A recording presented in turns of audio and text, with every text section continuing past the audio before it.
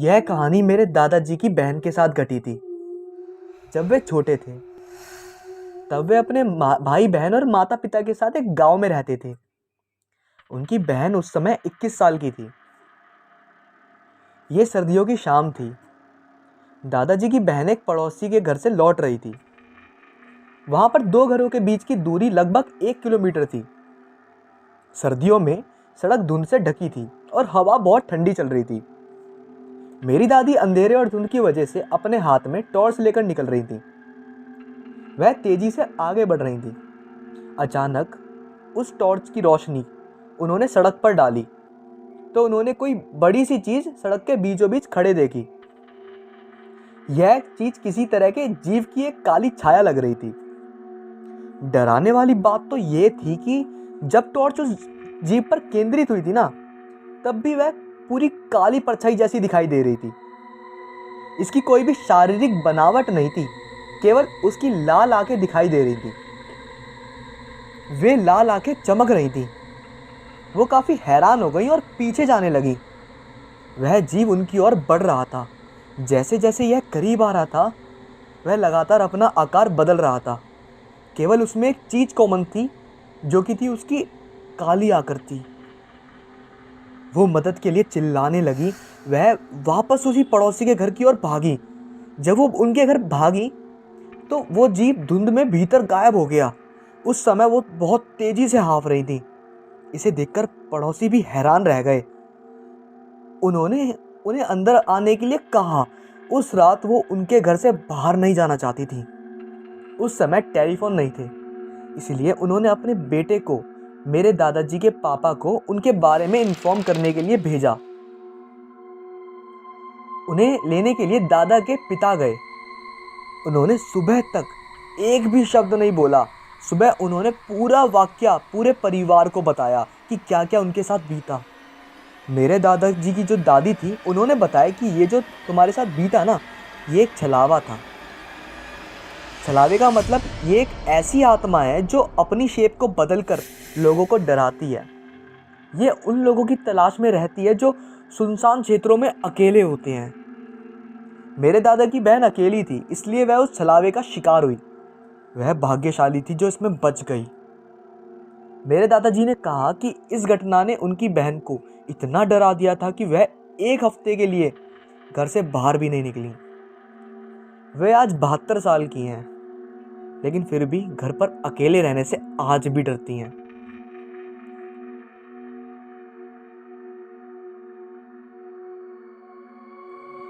बचपन बहुत अनमोल होता है।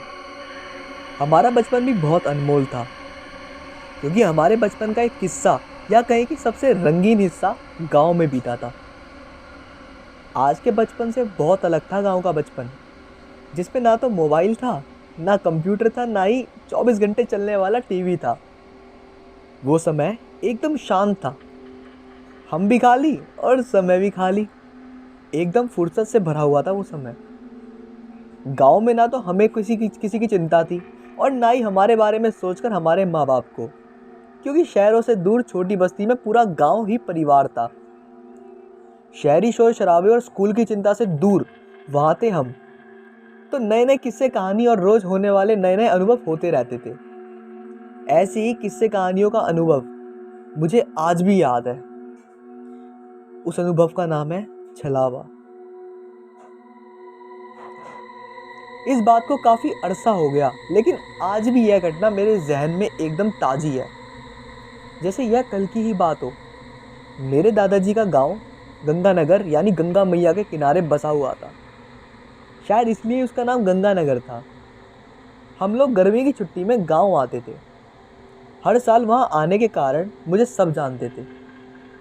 गांव में हमारा एक बड़ा कुनवा था, भाई बहन थे और बहुत सारे दोस्त भी थे। वहां पर हम पूरा दिन खा खा कर बस खेला करते थे। किसके यहाँ खाते या क्या क्या किससे कहानी सुनते, इसका कोई हिसाब ही नहीं था हमारे पास।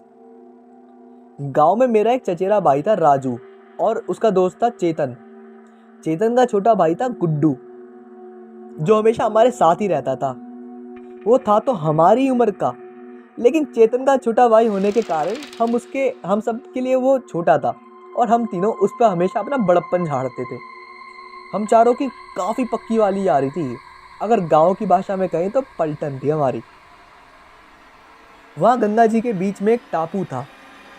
गर्मियों में पानी कम हो जाता था तो वह टापू हमारे गांव से मिल जाता था।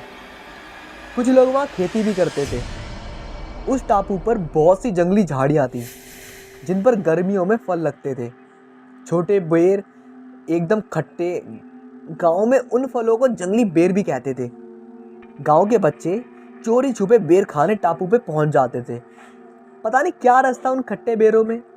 मैं भी वहां जाना चाहता था, उन जंगली बेरों का स्वाद लेना चाहता था, लेकिन अभी तक चाहकर भी वहां नहीं जा पाया था क्योंकि मैं अघोषित रूप से बच्चों के उस टापू पर जाने पर रोक लगी हुई थी। राजू कई बार चुपचाप अपने दोस्तों के साथ उस टापू पर जा चुका था और वह जानता था कि मैं वहां जाना चाहता हूं, तो इस बार उसने वादा किया था कि हम सब वहां चलेंगे। उस दिन हम चारों ने वहां जाने का प्रोग्राम बनाया। जून की गर्मी पड़ रही थी, आसमान आग उगल रहा था, लेकिन हम तो बच्चे थे और बचपन के जोश के आगे सर्दी की गर्मी क्या करती है।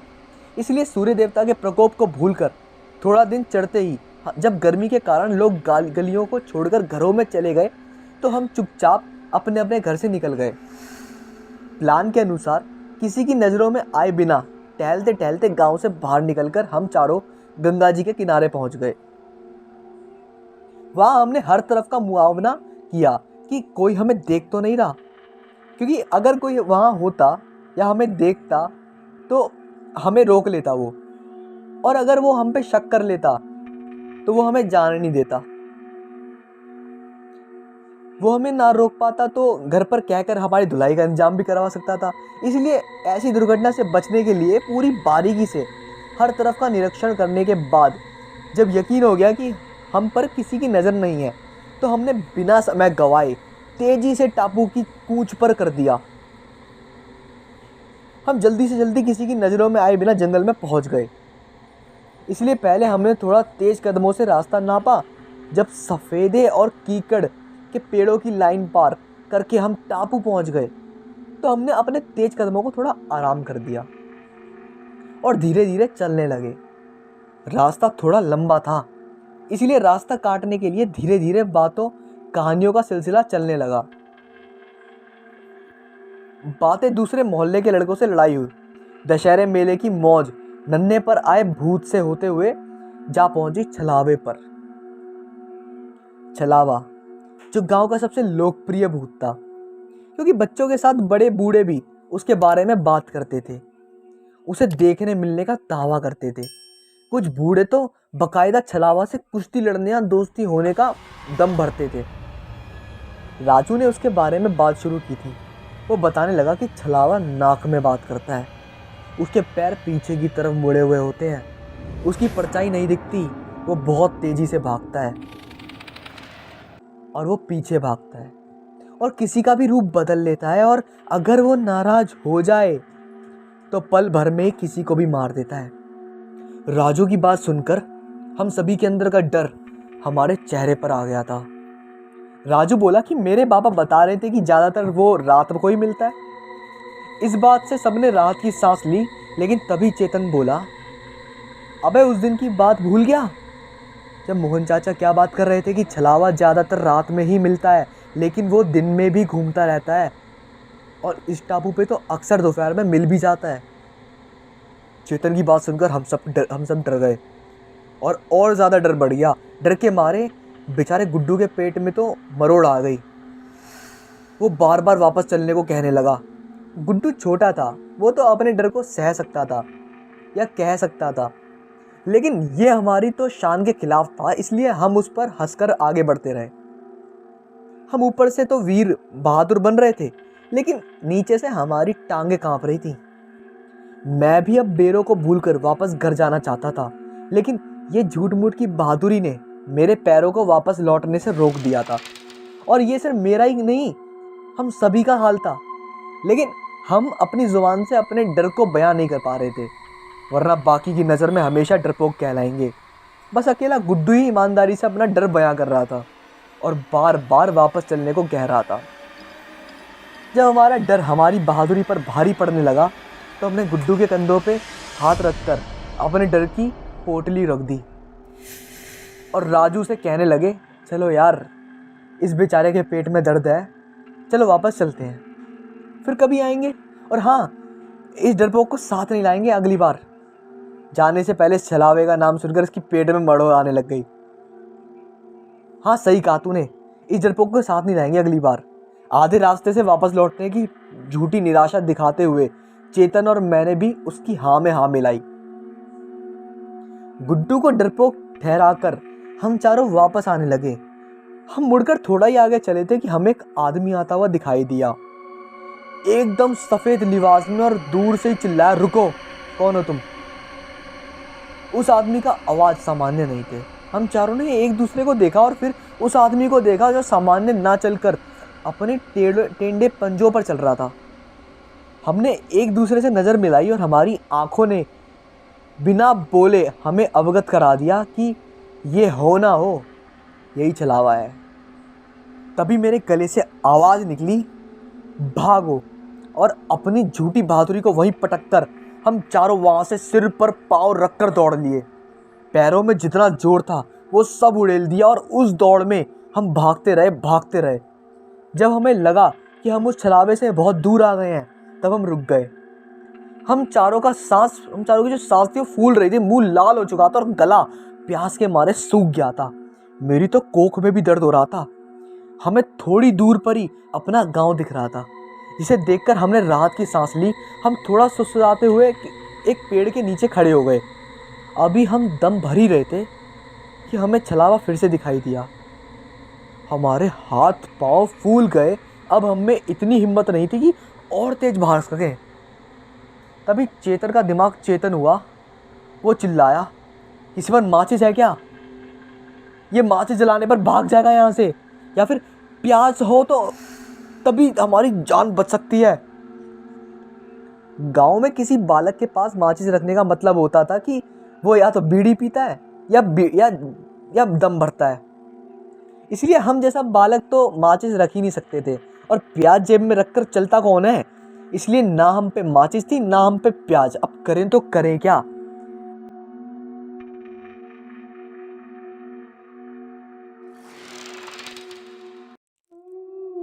ये कहानी मुझे अरुण ने भेजी है, तो ये जो कहानी है मैं ये उन्हीं के नज़रिए से बताऊंगा। सो कहानी स्टार्ट करते हैं। ये मेरे भाई के साथ हुआ था जो हैदराबाद में रहता था। ये बात 2015 की है। वह उस समय बीटेक की पढ़ाई कर रहा था। उसका एक दोस्त था जो एक लड़की से प्यार करता था। वो उस लड़की से शादी करना चाहता था, लेकिन उस लड़की के माँ बाप ये नहीं चाहते थे। इसलिए उन दोनों ने माता पिता को बताए बिना शादी करने का फैसला लिया। उस लड़के के भाई, मेरे भाई और कुछ दोस्तों की मदद से उन्होंने शादी की। उन दोनों को अपने व्यक्तिगत कारणों के कारण सभी के संपर्क से बाहर रहना पड़ रहा था। मेरे भाई ने सोचा कि शहर से बाहर रहना सबसे अच्छा होगा, इसलिए उन्होंने वहाँ एक कमरा ले लिया और वे उस जगह रहने लगे। उस जगह को कोई नहीं जानता था सिवाय मेरे भाई और उसके दोस्तों के। रात के समय शायद 3 बजे जिसकी शादी हुई थी, उसने मेरे भाई को बुलाया और कहा कि उसे बाहर से कुछ आवाज़ें सुनाई दे रही हैं और कोई दरवाज़ा खटखटा रहा है। मेरे भाई ने उन्हें यह कहते हुए दिलासा दिया कि यह कोई जानवर होगा, क्योंकि यह शहर का बाहरी इलाका है। अगले दिन मेरा भाई उन दोनों के पास गया। उन्होंने कहा कि वे किसी गांव में जाना चाहते हैं और अगले दिन वे लौट आएंगे, इसलिए उन्हें बस में भेजने के बजाय मेरे भाई ने उन्हें अपनी कार दे दी। मैं ये बात भूल गया कि मेरी माँ उस समय हैदराबाद में थी। अगर मेरा भाई बिना कार के घर जाता तो वह उसे ज़रूर डांटेगी, इसलिए उसने घर जाने की बजाय उस दिन कमरे में रात रुकने का फैसला किया। दोपहर को तो कुछ नहीं हुआ, लेकिन रात में जब वे बिस्तर पर लेटकर गाने गुनगुना रहा था तो उसे कुछ आवाज़ें सुनाई दी, जैसे कोई छत पर कूद रहा हो। उसने सोचा कि शायद ईयरफोन में कोई खराबी होगी और उसने इस बात को नज़रअंदाज कर दिया, और कुछ समय बाद उसने हेडफोन को हटा दिया क्योंकि उसे नींद आ रही थी। रात 3 बजे उसने सुना कि कोई दरवाजे पर नॉक कर रहा है। उसने सोचा कि वह दरवाज़ा खोले पर उसने नहीं खोला। अचानक उसने एक लड़की को चिल्लाते हुए सुना। वह कह रही थी, दरवाज़ा खोलो, मुझे कोई मारने की कोशिश कर रहा है। आवाज़ कई बार रिपीट हुई। वह समझ गया कि यह कोई इंसान तो नहीं है, इसलिए फिर से उसने ईयरफोन कान में लगाए और उस बात को इग्नोर करना शुरू कर दिया। अगली सुबह वह दोनों पति पत्नी आए और मेरे भाई ने उनसे पूछा कि क्या उन्होंने भी वही बात सुनी थी रात वाली, और उन दोनों ने कहा कि हाँ, मैंने आपको केवल उस समय के कारण ही बुलाया था। वे तुरंत उस कमरे से भाग निकले और उन सभी ने उस घटना के बारे में पूछताछ की। पड़ोसियों ने बताया कि वहाँ एक लड़की की हत्या कर दी गई थी और तब से यह घटना आम है। उस जगह के सभी लोगों ने इस चीज़ का अनुभव किया और उस लड़की की आत्मा एक छलावे के रूप में सबको परेशान करती है।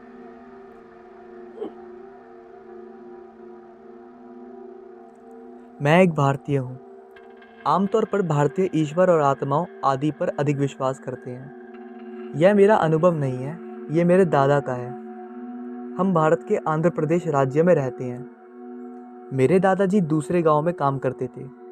वो साइकिल पर आते जाते थे। कभी कभी घर आने में देर सवेर हो जाता था। एक दिन मेरे दादाजी देर रात को साइकिल से घर आ रहे थे। हमारा गांव दूसरे गांव से कुछ दूर था, इसलिए रास्ता अंधेरे से भरे पेड़ों से भरा हुआ था। ये डरावना था, लेकिन मेरे दादाजी के लिए ये सामान्य बात थी, क्योंकि वह उस रास्ते से कई बार देर रात आए थे और गए थे। जाते समय उन्होंने सफ़ेद साड़ी में एक महिला को लिफ्ट मांगते देखा।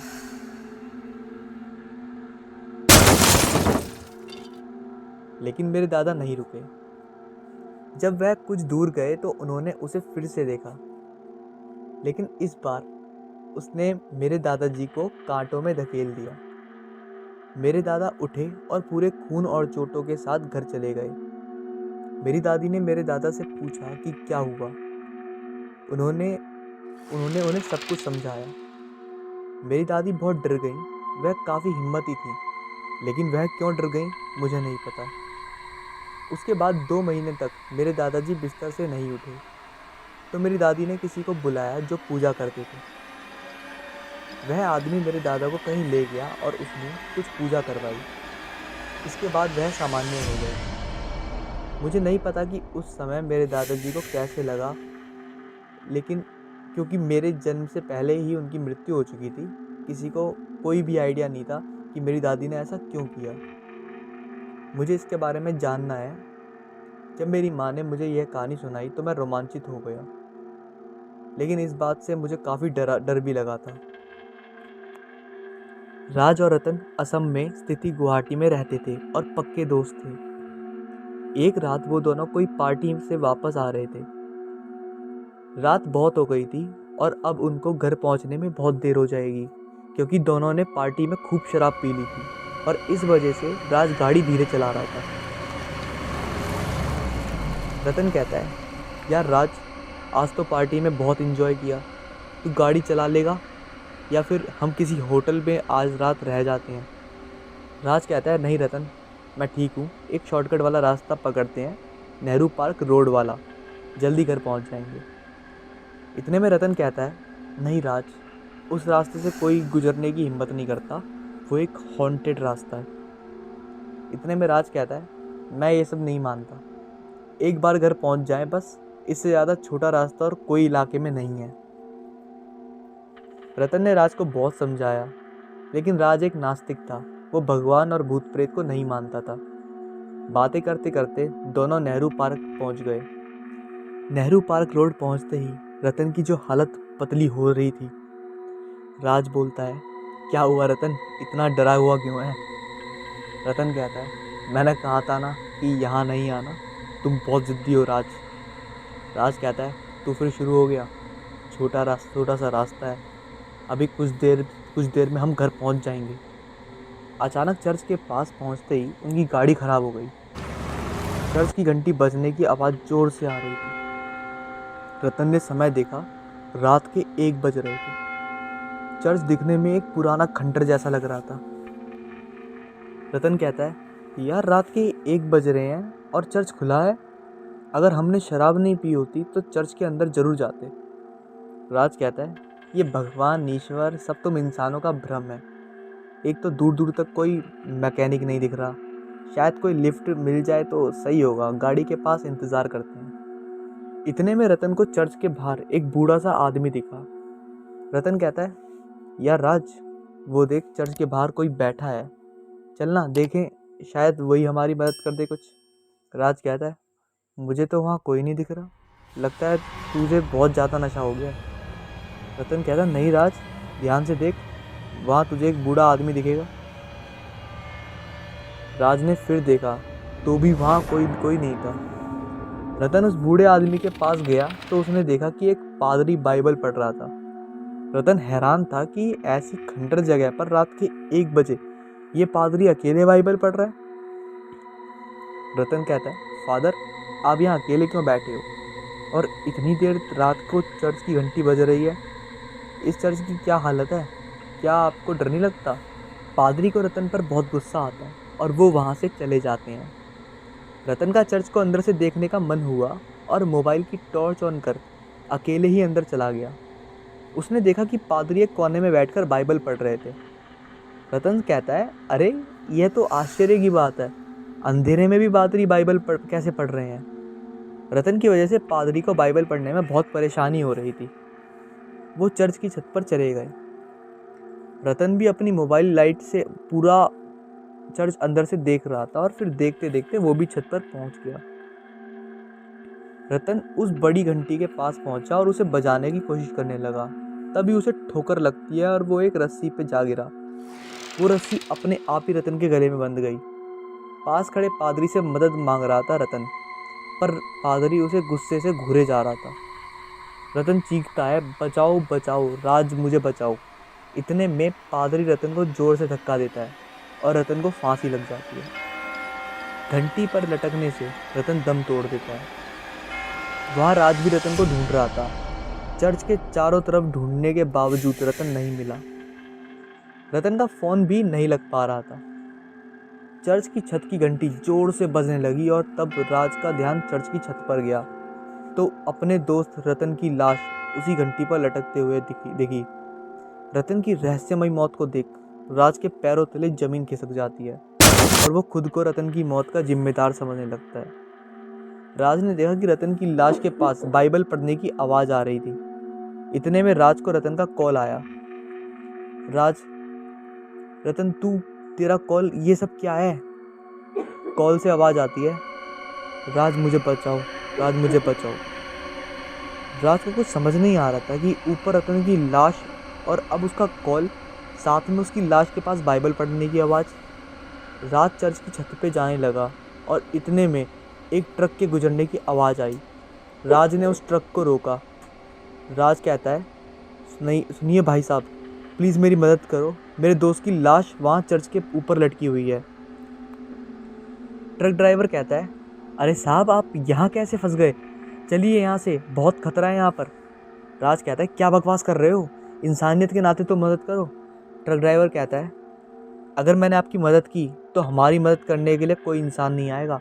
मैं अभी भी कह रहा हूँ, चलिए मेरे साथ। राज हार कर उस ट्रक में बैठ जाता है। ट्रक ड्राइवर दिखने में 50 साल का गांव का रहने वाला लग रहा था और शरीर से काफ़ी तंदुरुस्त था। राज के मन में रतन की मौत का मंजर घूम रहा था। अब राज पूरी तरह से डरा हुआ था। राज के डरे हुए देखकर ट्रक ड्राइवर राज से पूछता है कि साहब, आप यहाँ कैसे आए? क्या आपको इस जगह के बारे में कुछ पता नहीं था? आपके दोस्त की मौत कैसे हुई? इतने में राज ने पूरा किस्सा ट्रक ड्राइवर को बता दिया और चर्च के रहस्य के बारे में भी बताया। ट्रक ड्राइवर कहता है, जब भारत पर अंग्रेज़ों का शासन था तब आज़ादी की लड़ाई में बहुत से क्रांतिकारी शहीद हुए थे और कई निर्दोष भारतीय लोग अंग्रेज़ों की गुलामी करने पर मजबूर थे। इस पर चर्च के एक प्रसिद्ध ब्रिटिश पादरी विल्सन अंग्रेज़ों की तानाशाही के खिलाफ थे और हमेशा भारतीय लोगों के पक्ष में थे। ये देख ब्रिटिश सरकार को पादरी विल्सन पर शक हुआ कि वो भारतीय लोगों की सहायता कर रहे हैं। इस बात से नाराज़ होकर एक दिन ब्रिटिश सरकार के एक अधिकारी ने पादरी विल्सन के गले में रस्सी बांधकर उन्हें चर्च की छत पर टांगा, बड़ी गंती पर लटका दिया। पादरी विल्सन ने अंग्रेज सरकार को पतन का अभिशाप दिया। पादरी विल्सन ने तड़पते हुए दम तोड़ दिया और उस चर्च को अंग्रेज सरकार ने खाली करवा दिया। तब से पादरी विल्सन की आत्मा उसी चर्च में आज भी भटक रही है और रोज़ आधी रात को चर्च की बड़ी बड़ी घंटी बजने की आवाज़ें आती हैं। कोई भी उस चर्च से गुजरने की हिम्मत नहीं करता। राज कहता है, लेकिन मेरे दोस्त की मौत, उसका क्या? और तुम्हें कैसे पता है सब? ट्रक ड्राइवर कहता है, हम गांव के लोग बचपन से इन्हीं कहानियों को सुनकर बड़े हुए हैं। आप जैसे शहरी लोग नहीं समझेंगे। जब कोई इस चर्च में आया या फिर पादरी से बात करने की कोशिश की तो ऐसी पुरानी ज़िद्दी आत्माएं किसी की भी मौजूदगी पसंद नहीं करती, क्योंकि उस जगह पर सिर्फ अपना कब्जा समझती हैं और कभी छोड़ के कहीं नहीं जाती। आपके दोस्त को भी पादरी ने ही मारा होगा।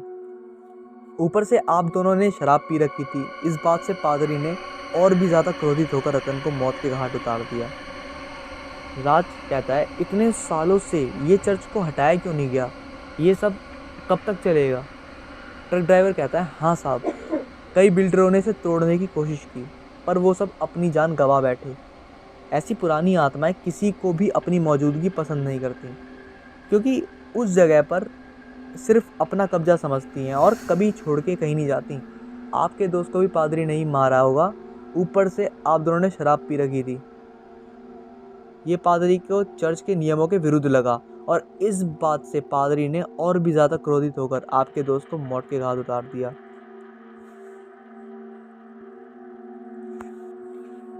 हर शॉर्टकट रास्ता हॉन्टेड नहीं होता, पर किसी रास्ते से आप परिचित ना हो तो उस पर चलने की कोशिश कभी ना करें।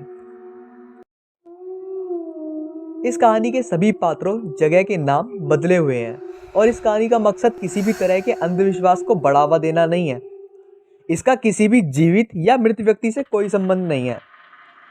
ये जो हॉरर स्टोरी है, यह चुड़ैल के प्यार के ऊपर, जो एक गांव दीवानपुर की है। गांव के त्रिभुवन काका के पास बहुत सारी गायें थी। वो उनका दूध बाजार में बेचते और उसी से उनका रोजी रोटी चलता था। वे रोज सुबह दूध निकालने के बाद गायों को लेकर इस गांव से उस गांव जाते रहते थे। कभी नदी किनारे, कभी ताल, तो कभी जंगल में घुमा करते थे और दिन ढलते ही गांव की ओर निकल पड़ते थे।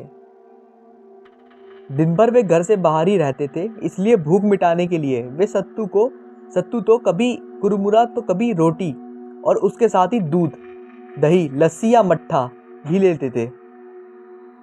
किसी पेड़ की छाया में खा पीकर मस्त रहते थे वो। प्यास लगने पर किसी गांव के बाहर लगी नल, ट्यूबवेल या फिर कुएं से पानी निकालकर पी लेते थे। वैसे ठंडी के दिनों में वे पानी भी नहीं पीते थे या फिर कभी कभार लेकर जाया करते थे गर्म करके। लेकिन गर्मी के दिनों में पानी गर्म हो जाने के कारण वे पानी नहीं ले जा सकते थे। बोर होने पर पुराने गाने गुनगुना लेते थे। यही उनका दिनचर्या रहता था। वे इससे खुश थे। एक बार की बात है, त्रिभुवन काका बीमार हो गए और ऐसे बीमार हुए कि ठीक होने का नाम ही नहीं ले रहे थे। एक दिन बीता, 2 दिन बीता, लेकिन कोई आराम नहीं हुआ और उधर गायों का भी बुरा हाल था। उन्हें तो सिवान में घूम घूम कर चरने की आदत थी। वे रंबा रंबा कर आसमान सिर पर उठा ली। त्रिभुवन काका की पत्नी पुवाल वगैरह गायों को खिला दिया करती थी। कभी कभार रोटी भी खिला दिया करती थी, लेकिन गायें उसे खाने तो दूर देखती भी नहीं थी, मानो अनसर बन बैठ गई हों। उस पर दिन भर खूंटे के इधर उधर घूमकर गोबर से पूरी जमीन कीचड़ कर दी और कुछ तो इतनी सयानी थी कि नाद में ही पैर डालकर खड़ी रहीं। उनका हट देखकर त्रिभुवन काका भी बड़े परेशान थे। उनकी तो हिम्मत नहीं पड़ रही थी कि उन्होंने अपने साले के लड़के को बुला लिया। उसका नाम राजेश था, जो कि 16 साल की उम्र में बहुत होशियार लड़का था। उसके घर पर भी गायें थी, तो उसे इन सब की चीज़ों की आदत थी। दूध दही खाकर गबरू जवान बन गया था वो। कोई उसे देखकर कोई उसे कह नहीं सकता कि ये 16 साल का लड़का था।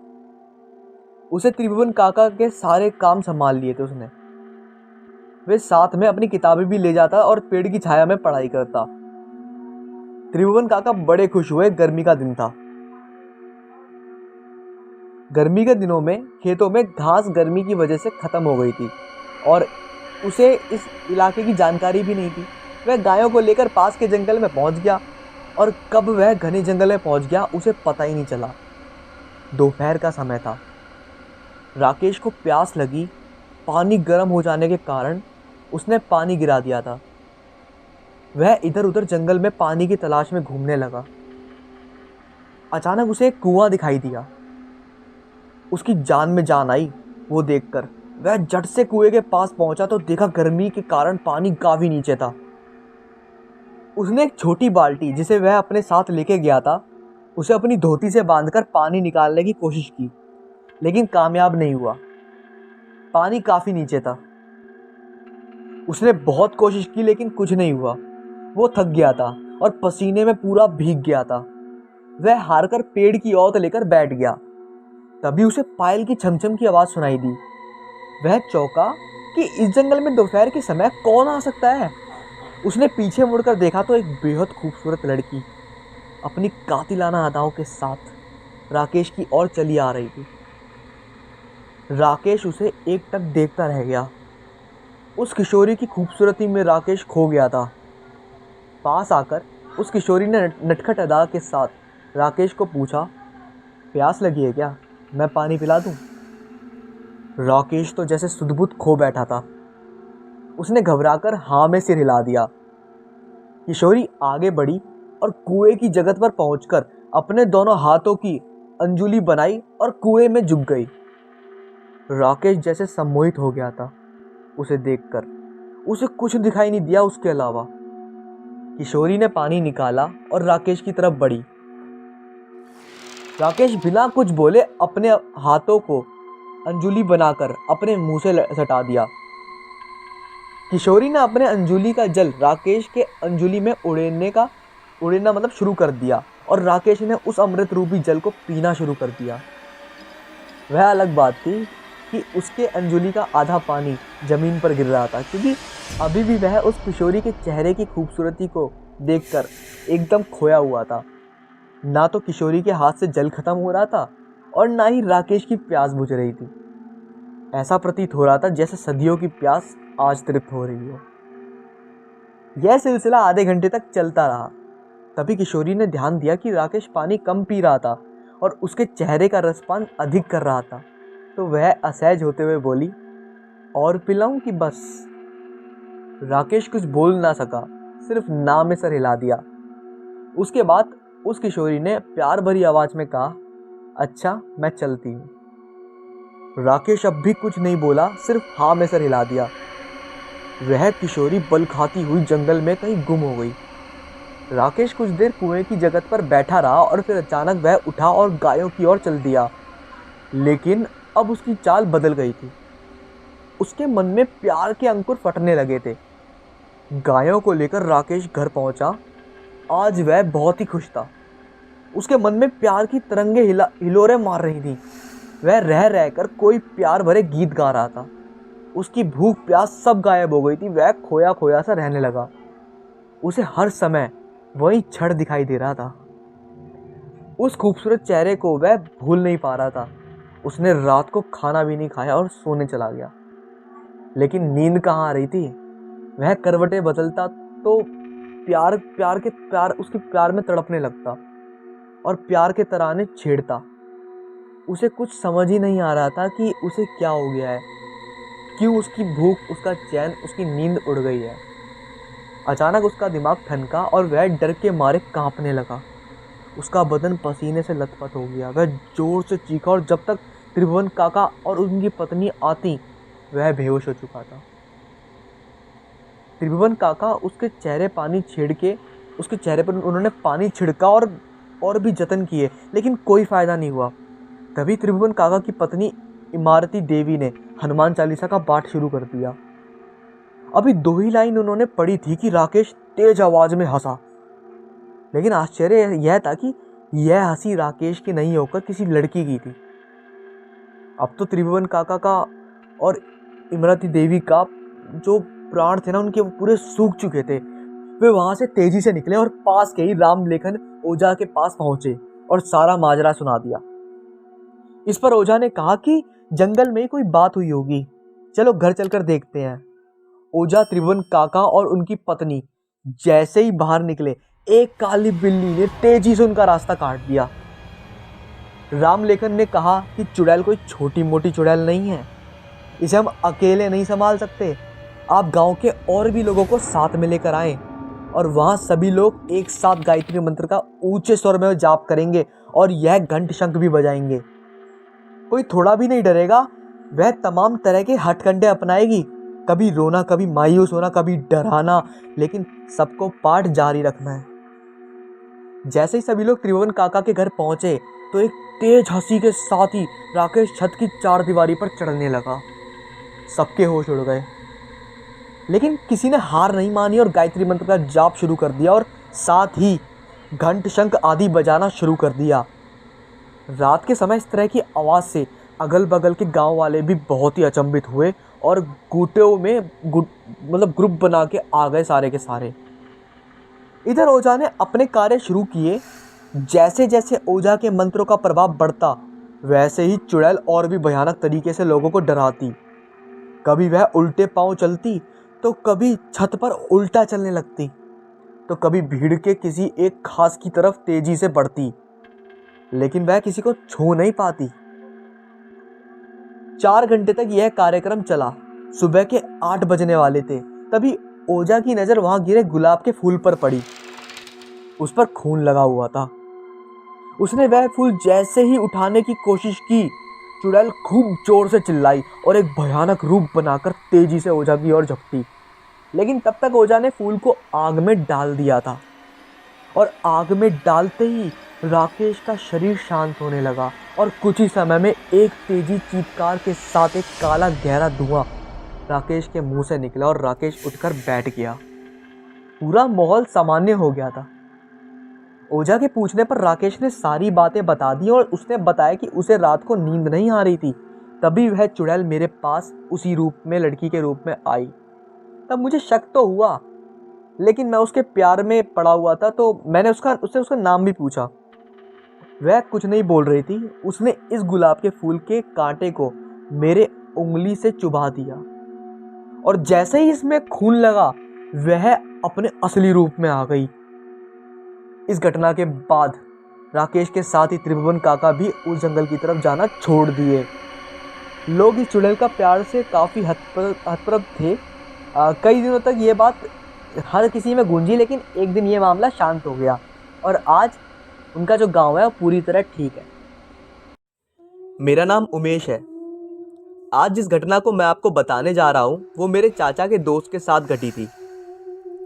मेरे चाचा जब 18 साल के थे तब उनका एक दोस्त था ब्रिजेश, और ब्रिजेश का जो दोस्त था वो था विशाल, जो कि रोज़ रात को गांव के पास वाले तालाब से मछली पकड़ते थे और दिन में आसपास के गांव में जाकर उन मछलियों को बेच आते थे। इस तरह उन दोनों का घर चलता था।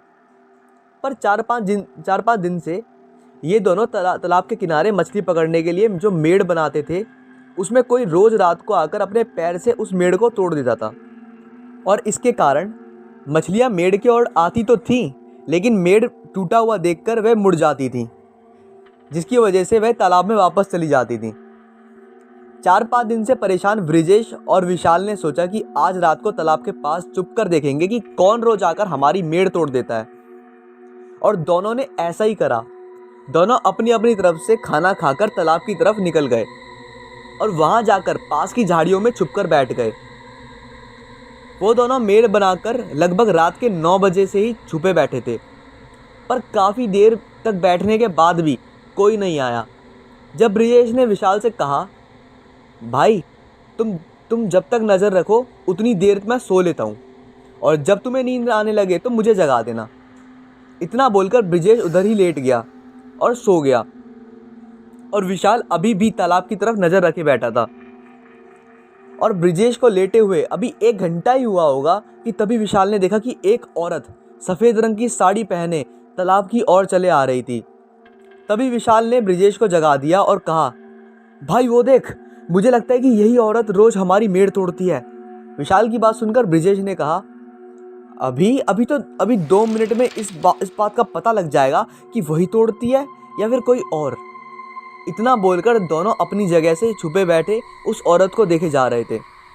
तभी उन्होंने देखा वो औरत चलते तालाब के पास गई और ब्रिजेश और विशाल की बनाई मेड़ को अपने पैरों से तोड़ दिया। तभी विशाल को ये देखकर बहुत ही गुस्सा आया और उसने अपना डंडा उठाया और उस औरत को मारने के लिए उसकी तरफ भागने चला।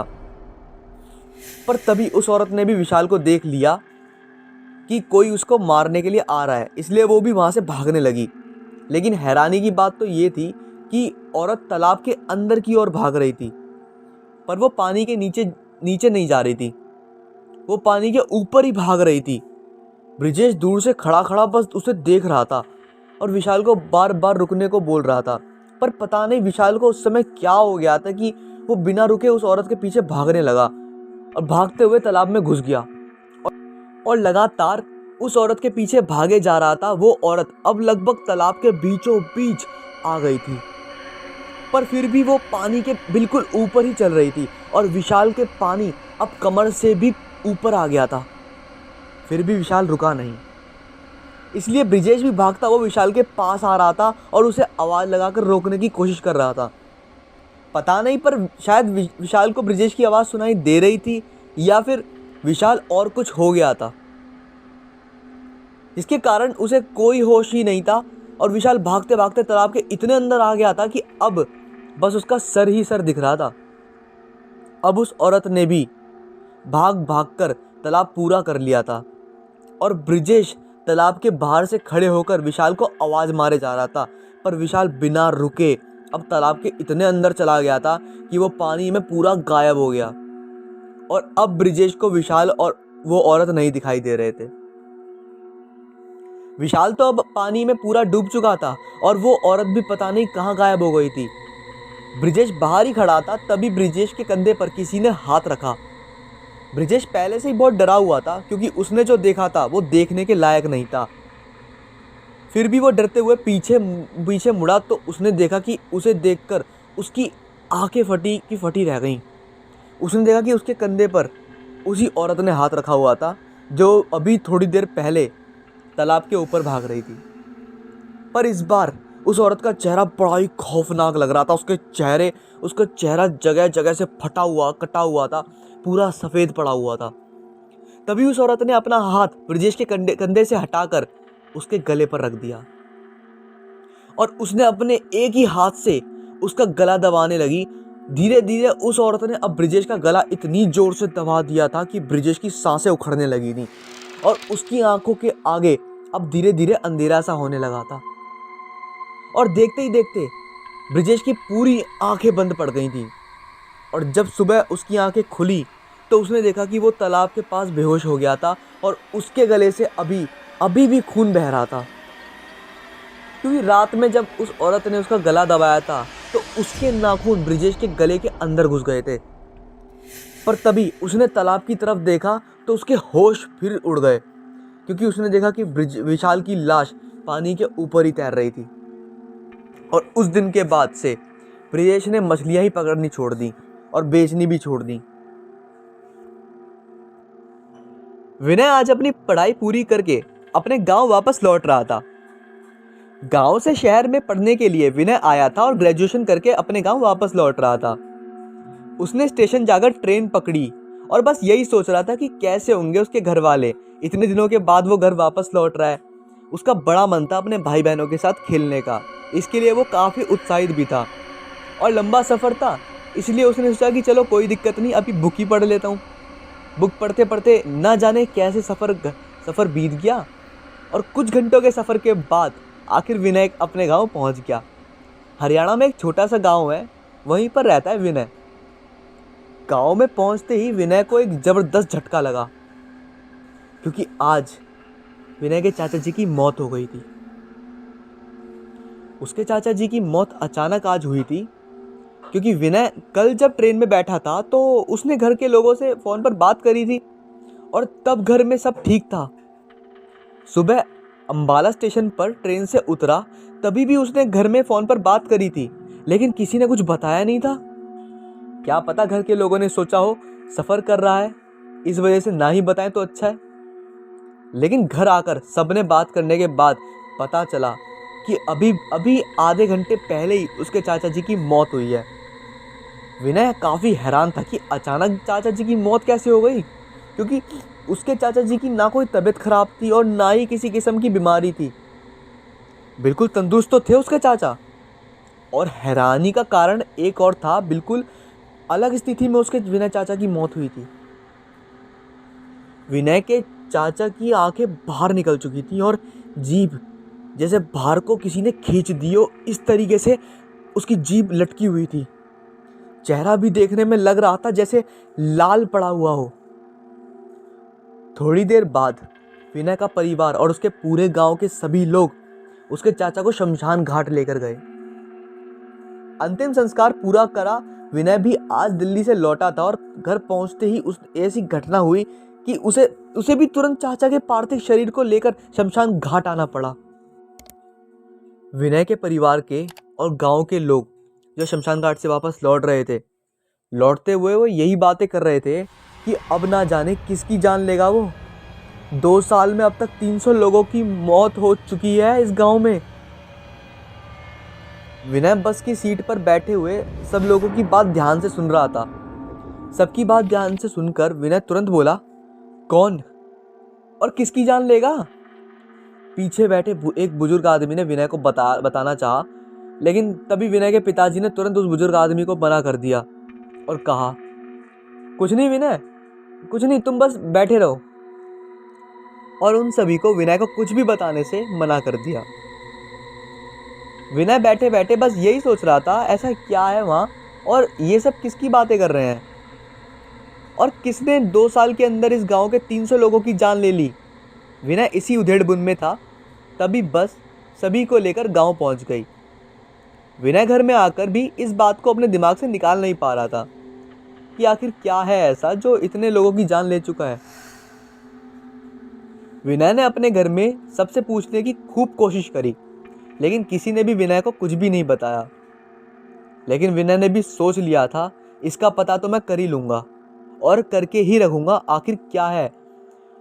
अगले दिन विनय ने गांव में कई लोगों से इसके बारे में पूछने की कोशिश करी, पर गांव का कोई भी व्यक्ति विनय से इस बारे में बात नहीं करना चाहता था, क्योंकि विनय के पिताजी ने सबको मना करा हुआ था। इसलिए किसी ने भी विनय को कुछ भी नहीं बताया।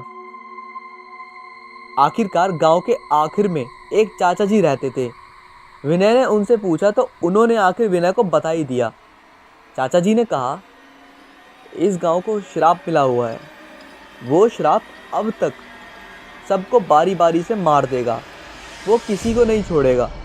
अब सबकी मौत एक ही तरह से हो रही है, आंखें बाहर निकल जाती हैं और जीभ बाहर लटक जाती है और चेहरा बिल्कुल लाल हो जाता है और व्यक्ति की मौत हो जाती है। एक एक कर सबका नंबर आएगा। इन लोगों ने पाप ही ऐसा किया है, उसकी सजा आप सब भुगत रहे हैं। उस चाचा ने भी बिना रुके ये सब बातें लगातार कह दी।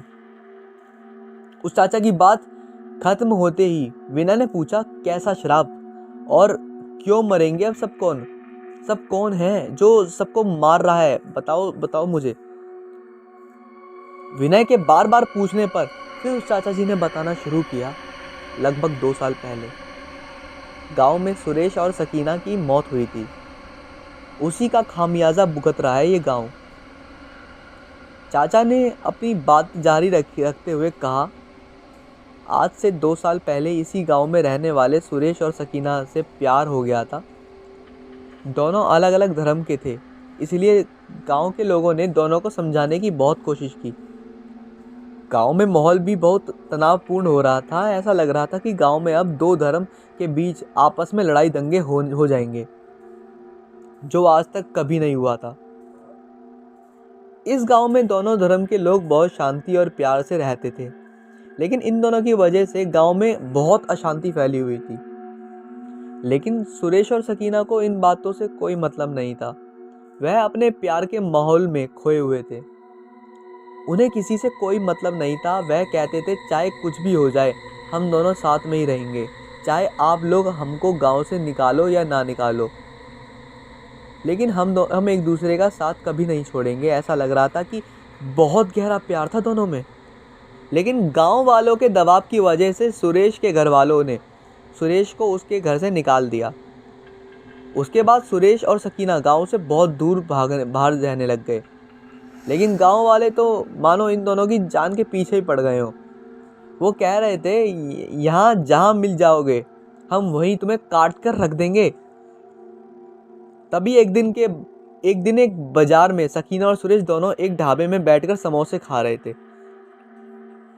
लेकिन होनी को शायद कुछ और ही मंजूर था, क्योंकि इनके प्यार के दुश्मन हर जगह मौजूद थे। तभी गांव एक आदमी ने उन्हें देखा और गांव में फ़ोन करके सबको बता दिया। ऐसा लग रहा था जैसे इनकी जान के कितने प्यासे थे सब लोग। फ़ोन करते ही तुरंत बाजार में पहुंच गए और गांव में फ़ोन करते ही देर नहीं लगी और गांव वालों को आते ही देर नहीं लगी। उन लोगों ने तुरंत दोनों को वहीं दबोच लिया। कुछ लोग शकीना को घसीटते हुए ले गए और कुछ लोग सुरेश को मारते पीटते घसीटते हुए ले जा रहे थे। वो सभी लोग इन दोनों को घसीटते हुए खेतों की तरफ ले गए। वह सब लोग इन दोनों को ऐसे पीट रहे थे जैसे इनकी जान लिए बिना वो नहीं मानेंगे।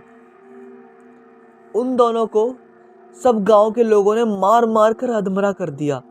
खेतों में कोई डीजल का भरा हुआ कनस्तर लेकर आया हुआ था। उन दरिंदों ने सकीना और सुरेश को एक साथ लिटा और कर दोनों के ऊपर डीजल डाल दिया और उन दरिंदों ने उन दोनों पर आग लगा दी।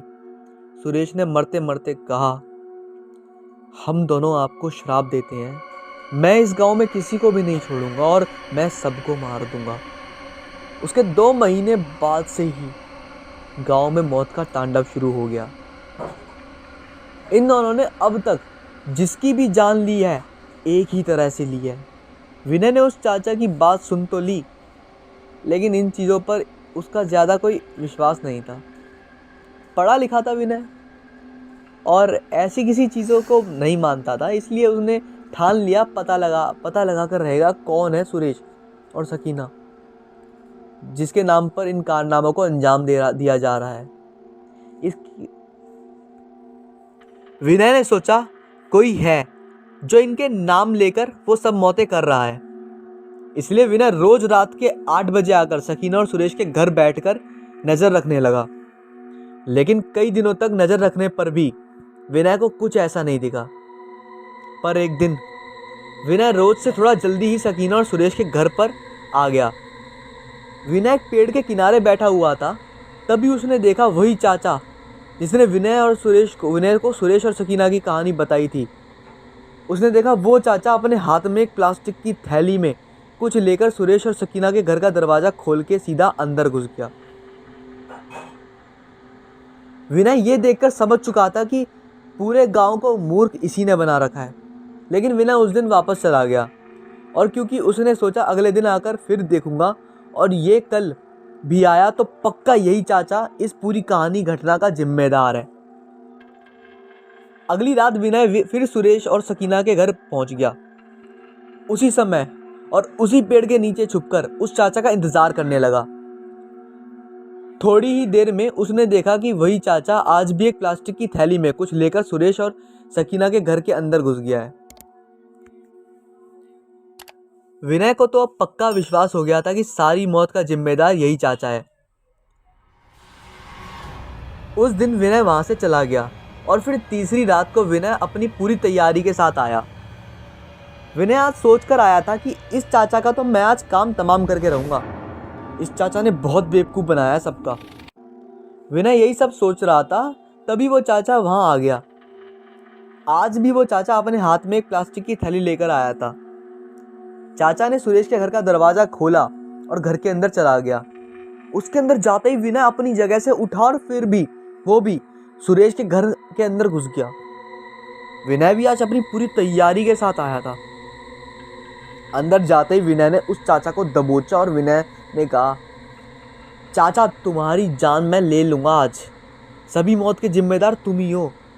क्यों अब बताओ, क्यों लोगों को इतना मूर्ख बना रहे हो? क्यों मारा तुमने इतने सारे लोगों को? मैं तुम्हारा गला धड़ से अलग कर दूंगा आज। चाचा बता दो जल्दी, वरना आज तुम नहीं बचोगे अब। इतना बोलकर विनय ने उस चाचा को वहीं पटक दिया और अपने पैरों से दबाकर बोला, चाचा 3 गिनती के अंदर बता दो वरना मैं तुम्हें आज जान से मार दूंगा। उसके बाद चाचा ने रोते हुए कहा, अगर मैंने तुमको बता दिया तो वह लोग मुझे मार देंगे। चाचा की बात सुनकर विनय ने अपने दांत पीसते हुए कहा, अगर तुमने नहीं बताया तो वो तुम्हें मारे या ना मारे, मैं तुम्हें अभी मार दूंगा। विनय को इतना गुस्से में देखकर उस चाचा ने कहा, तुम सब जानना चाहते हो? तुम्हें सब जानना ही है तो कल इसी समय यहीं मिलना, उसके बाद तुम अपनी आंखों से सब सच देख लेना। विनय उस समय बड़े गुस्से में था, लेकिन उसने उस समय चाचा को छोड़ दिया और कहा, चाचा तुम कल कहीं भागने की कोशिश मत करना या मुझसे झूठ बोलने की कोशिश भी करी, मैं सच मानो तुम्हारी जान ले लूँगा। इतना बोलकर विनय उस चाचा को छोड़ दिया और वहाँ से अपने घर चला गया। कल यानी अगली रात विनय 8 बजे ही सुरेश के घर के बाहर खड़ा हो गया और थोड़ी देर में उसने देखा वो चाचा आ रहा है और उसने आज भी अपने हाथ में एक प्लास्टिक की थैली लेकर आ रहा था और उस थैली में वो कुछ बांध कर लाया था। चाचा ने आज विनय को देखते ही कहा, चलो अब मेरे साथ। इतना बोलकर वो सुरेश के घर के अंदर जाने लगा। आगे वो चाचा चल रहा था और पीछे विनय। घर के अंदर आते ही चाचा ने अपने हाथ में जो थैली ले रखी थी उस थैली में से 2 समोसे और 2 प्लेट निकालकर दोनों समोसे में चटनी लगाई और बगल के कमरे के दरवाजे के बाहर रख दी और दोनों थोड़ा पीछे होकर खड़े हो गए। थोड़ी देर बाद विनय ने देखा किसी ने दरवाज़ा खोला, पर जिसने दरवाज़ा खोला वो नहीं दिख रहा था और उसने समोसे की प्लेट अंदर खींच ली। उसके बाद उस चाचा ने विनय से कहा, जिन्हें तुम ढूंढ रहे हो ना, वो यही है। उस चाचा की बात पूरी होते ही उसे पहले ही विनय ने चिल्लाते हुए कहा, तुम कोई भी हो, अब तुम्हारा भांडा फूट चुका है। तुम कोई भी हो, अब तुरंत बाहर निकल जाओ वरना मैं पूरे गांव वालों को फ़ोन करके बुला लूँगा। अभी भी सोच लो फिर क्या होगा तुम्हारा अंजाम। गांव वाले वही करेंगे जो तुम्हारे साथ जो करना चाहिए। लेकिन फिर भी कोई दरवाज़ा नहीं खोल रहा था। विनय गुस्से में गया और दरवाजे को पीटने लगा, तभी भी कोई दरवाज़ा नहीं खोल रहा था। उसके विनय ने उस दरवाजे में लगातार लात मार कर उस दरवाजे को तोड़ दिया और जैसे ही विनय ने अंदर देखा तो उसके होश उड़ गए, क्योंकि अंदर कोई नहीं था और बस वहाँ समोसे की प्लेट खाली पड़ी थी और प्लेट में थोड़ी चटनी, बस यही सब था उस कमरे के अंदर। विनय यही सोच रहा था, जो लोग इसके अंदर थे वो गए तो कहाँ गए, क्योंकि प्लेट तो वहाँ पर थी, ये जाहिर था, लेकिन अंदर 2 लोग नहीं थे। इसके बाद गुस्से में विनय अपने पीछे मुड़ा और बोला, चाचा बताओ कहाँ हैं वो लोग, कहाँ भाग कर गए? चाचा बताओ उन लोगों के नाम क्या थे और कौन है वो लोग? विनय बिना रुके बस यही बोले जा रहा था। तभी किसी ने उस चाचा को कमरे के अंदर खींच लिया और विनय को बाहर धक्का दे दिया और वो टूटा हुआ दरवाज़ा फिर भी अपने आप बंद हो गया। उसके थोड़ी देर के बाद विनय को अंदर चीखने चिल्लाने की आवाज़ आने लगी। ऐसा लग रहा था कोई चाचा को मार रहा हो, क्योंकि चाचा दर्द से तड़प रहे थे। लेकिन थोड़े समय बाद वो सभी आवाज़ें आना बंद हो गई। उसके बाद वो बंद दरवाज़ा खुला। विनय बाहर ही खड़ा था अभी भी। दरवाज़ा खुलते ही अंदर से 2 लोग बाहर आए और जैसे ही विनय ने उन दोनों को देखा तो विनय की आंखें फटी की फटी रह गईं और लग रहा था कि विनय की सांसें अब मानो रुक जाएंगी, क्योंकि अंदर से जो 2 लोग बाहर आए थे वो बिल्कुल जले हुए थे। वो एक लड़का और एक लड़की थे और दोनों बिल्कुल जली बुझी झुलसती हुई हालत में थे। उनका चेहरा बड़ा ही भयानक सा था और दोनों ने बाहर आते ही विनय से अपनी डरावनी आवाज में एक साथ कहा, कल से समोसे तुम लेकर आओगे और रोज लेकर आओगे, इसी समय लेकर आओगे, नहीं तो जो अभी इसके साथ हुआ है ना, इससे भी भयानक हादसा तुम्हारे साथ होगा। वे दोनों ये कहकर अंदर चले गए, पर विनय अभी भी बाहर उसी जगह पर खड़ा था। तभी अंदर से किसी ने उस चाचा को बाहर फेंक दिया और चाचा की हर जगह से कटी पिटी लाश विनय के सामने आकर गिरी। विनय ने जैसे ही उस चाचा की लाश को देखा वो तुरंत अपने घर वापस चला गया और डरते हुए भाग गया और घर में आते ही अपने कमरे में जाकर सो गया। उस दिन तो विनय ने अपने घर में किसी को कुछ नहीं बताया और अगले दिन सुबह उठते ही विनय ने अपने पिताजी से कहा, पिताजी मुझे आज दिल्ली जाना है, नौकरी के लिए इंटरव्यू है, मेरे पास कल रात को ही फ़ोन आया है। पिताजी और उसके परिवार के लोग उसकी बात सुनकर बड़े हैरान हो गए थे और उसके पिताजी ने उसे समझाते हुए कहा, अभी कुछ दिन रुक जाओ बेटा, तुम्हारे चाचा की 13वीं नहीं हुई है।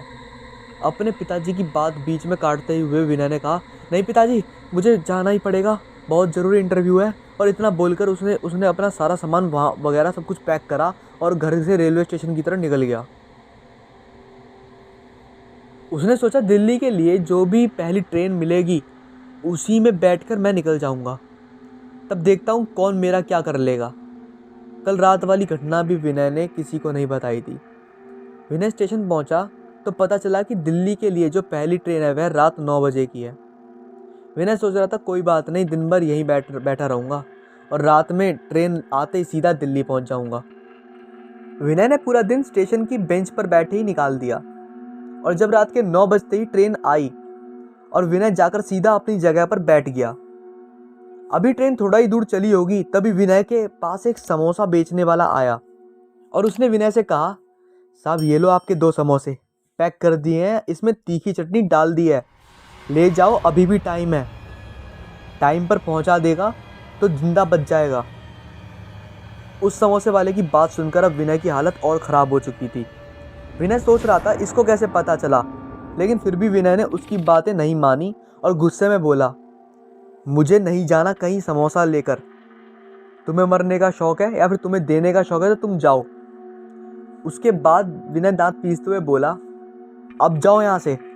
लेकिन समोसे वाला समोसे को विनय के पास रख कर चला गया और जाते जाते विनय से कहा, इसे ले जाओ साहब, इसी में आपकी भलाई है, वरना फालतू में मारे जाओगे जैसे तुम्हारे चाचा मारे गए थे। इतना बोलकर वो वहाँ से चला गया।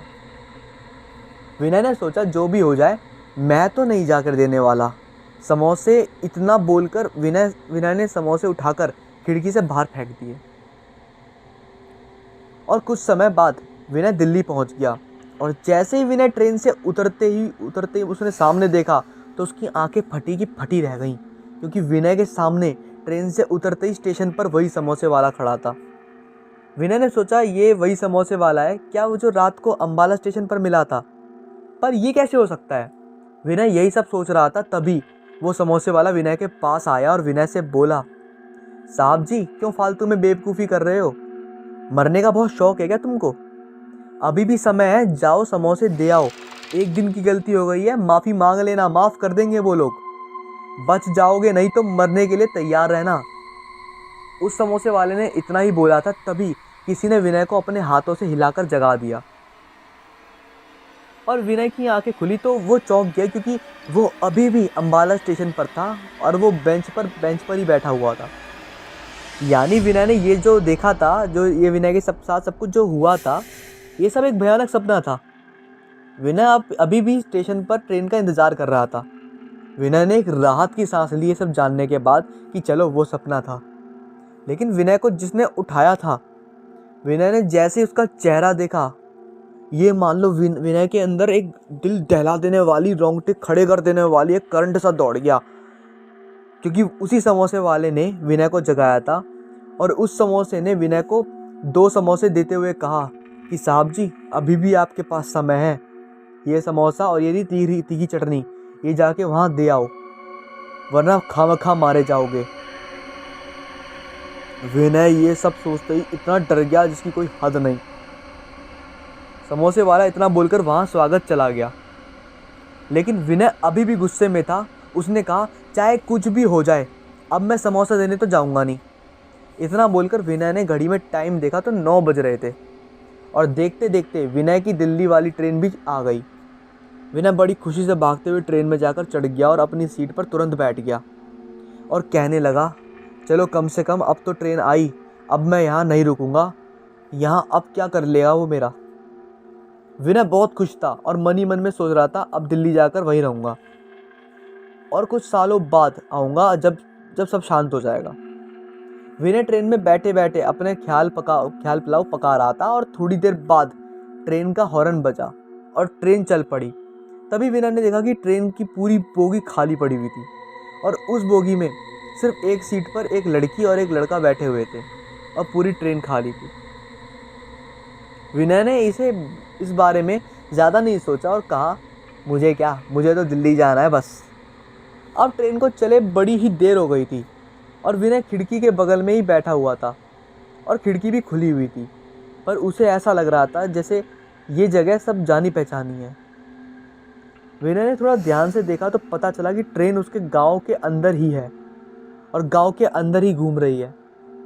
जैसे ही विनय को ये समझ में आया तो उसके होश उड़ जाने वाली लाजमी थे, क्योंकि उस गांव में ना ही कोई रेल की पटरियां थी और ना ही दूर की बात तो उस गांव में आज तक कभी कोई बस भी गई है अंदर, और अब ट्रेन पूरे गांव के अंदर घूम रही थी। विनय ने सोचा क्या पता इस बार भी ये कोई मेरा सपना ही हो। इसलिए विनय ने जोर जोर से अपने आप को नोचने का और थप्पड़ मारने लगा, लेकिन यह कोई विनय का सपना नहीं था। अब विनय को समझते देर नहीं लगी कि उसने कितनी बड़ी गलती कर दी यहाँ से बिना बताए भागने की। विनय तुरंत अपनी सीट से उठकर गेट के पास गया। उसने देखा ट्रेन तो बहुत तेज़ी से चल रही है, वो अब कुछ भी नहीं कर सकता। तो विनय ने चीखते चिल्लाने लगा, छोड़ दो मुझे, मत मारो, मैंने यहाँ क्या करा है ऐसा। लेकिन उस बोगी में और कोई नहीं था, बस एक लड़का और एक लड़की, और वो भी अपनी सीट पर बैठे हुए थे। विनय को चिल्लाता देख वो दोनों विनय के पास आए और उन दोनों ने विनय से कहा, क्या हुआ, तुम तो अपने आप को बहुत समझदार समझ रहे थे। इस गांव से कोई जिंदा वापस नहीं जा सकता, यह हमारा श्राप है इस गांव के लिए। विनय अब उनकी बातें सुनकर बहुत डर चुका था और वो रोते हुए नीचे गिरकर बोला, माफ़ कर दो मुझे, मैंने क्या किया है तुम्हारा। इतना बोलकर विनय ने जैसे ही उन दोनों का चेहरा देखा तो मानो विनय की धड़कन अब रुकी हुई हो। ऐसा लग रहा था विनय के शरीर का चलता हुआ खून अब जम गया हो, क्योंकि विनय ने देखा ये तो वही दोनों हैं जो उस दिन सुरेश के घर पर मिले हुए थे, और इन्होंने उस बूढ़े चाचा को भी मार दिया था। विनय की हालत अब बहुत ज़्यादा ख़राब हो चुकी थी। उसके बाद उन दोनों ने अपनी डरावनी और ख़तरनाक आवाज़ में विनय से कहा, क्यों, तुम समोसे नहीं ले जाओगे? तो फिर तुमको तो मरना होगा। याद है ना तुम्हारे चाचा गांव के प्रधान थे, उनकी हालत कैसी हुई थी। उन्होंने भी मना कर दिया था और गांव में कितने लोगों की मौत हुई, शायद तुम भूल गए। चलो आज नंबर तुम्हारा है। इतना बोलकर उन दोनों ने विनय के सर के बाल से पकड़ के उठा लिया, लेकिन विनय चीख चिल्ला रहा था और माफ़ी मांग रहा था और बार बार कह रहा था, मुझे माफ़ कर दो, अब रोज़ यही समय पर मैं समोसे लेकर आ जाऊंगा। विनय गिड़गिड़ाकर रो रहा था। तभी उन्होंने विनय को बुग्गी की फर्श पर बड़ी जोर से पटका। फिर उस जले हुए कंकाल जैसे लड़के ने विनय से कहा, अगर तुझे ज़िंदा रहना है तो तू इसी समय पर समोसा लेके आएगा उस घर में डेली। जब तक तू आएगा तब तक तू बचा रहेगा, और जिस दिन तू नहीं आया उस दिन तेरे समेत सारे गांव वाले मारे जाएंगे। विनय डरा तो हुआ था, लेकिन डरते डरते उसने थोड़ी हिम्मत करी और उसने बोला, तुम लोग क्यों मारना चाहते हो? सबको क्या बिगाड़ा है सबने तुम्हारा? विनय की बात का उसको जवाब तुरंत मिला। उन दोनों ने कहा, तुम सब लोग दरिंदे हो और तुम सब लोगों को तुम्हारे किए की सज़ा मिल रही है। तुम लोगों ने हमें मारा और हम सब अब सबको मार देंगे। विनय ने उसके बाद पूछा, किसने मारा है आपको? विनय की बात का जवाब देते हुए उसने कहा, मैं सुरेश हूँ और मेरे हाथ मेरी ये जो प्रेमिका सकीना है। हम लोगों के प्यार के दुश्मन हमारे गांव वाले थे, जिन्होंने हमें जिंदा जला दिया था। इसलिए जब तक हम उनको उनके किए की सज़ा नहीं दे देंगे तब तक हमें मुक्ति नहीं मिलेगी। विजय ने सुरेश की बात सुनकर कहा, मैं दिलाऊंगा आप लोगों को मुक्ति। बताओ क्या करना पड़ेगा मुझे आपकी मुक्ति के लिए। तभी सुरेश ने अपनी डरावनी और गंभीर आवाज़ में विनय से फिर कहा, मुक्ति तो हमको मिलेगी, लेकिन हम खुद लेंगे, क्योंकि हमको मुक्ति दिलाना इतना आसान नहीं है। तुम नहीं दिला पाओगे हमको मुक्ति। हमारी मुक्ति के लिए इस गांव के एक एक आदमी को मारना होगा। इस गांव को जो श्राप दिया है उस श्राप को पूरा होना ज़रूरी है। तुम सब मरोगे तभी हमें मुक्ति मिलेगी बस।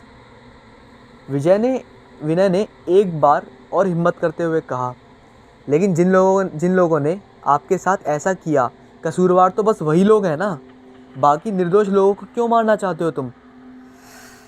सुरेश और सकीना ने कहा, कसूरवार गांव का हर एक इंसान है। सब लोगों ने हमारी मौत का तमाशा देखा था और गांव के हर एक इंसान ने कहा था कि इन प्यार करने वालों को जिंदा रहने का कोई हक नहीं है, इसलिए कसूरवार गांव का हर एक इंसान है। सुरेश ने फिर कहा, लेकिन तुम जिंदा रहोगे, बस तुमको रोज़ समोसे लेकर आना होगा, उसी घर पर सही समय पर। अगर ऐसी गलती फिर करी, उसी समय मारे जाओगे।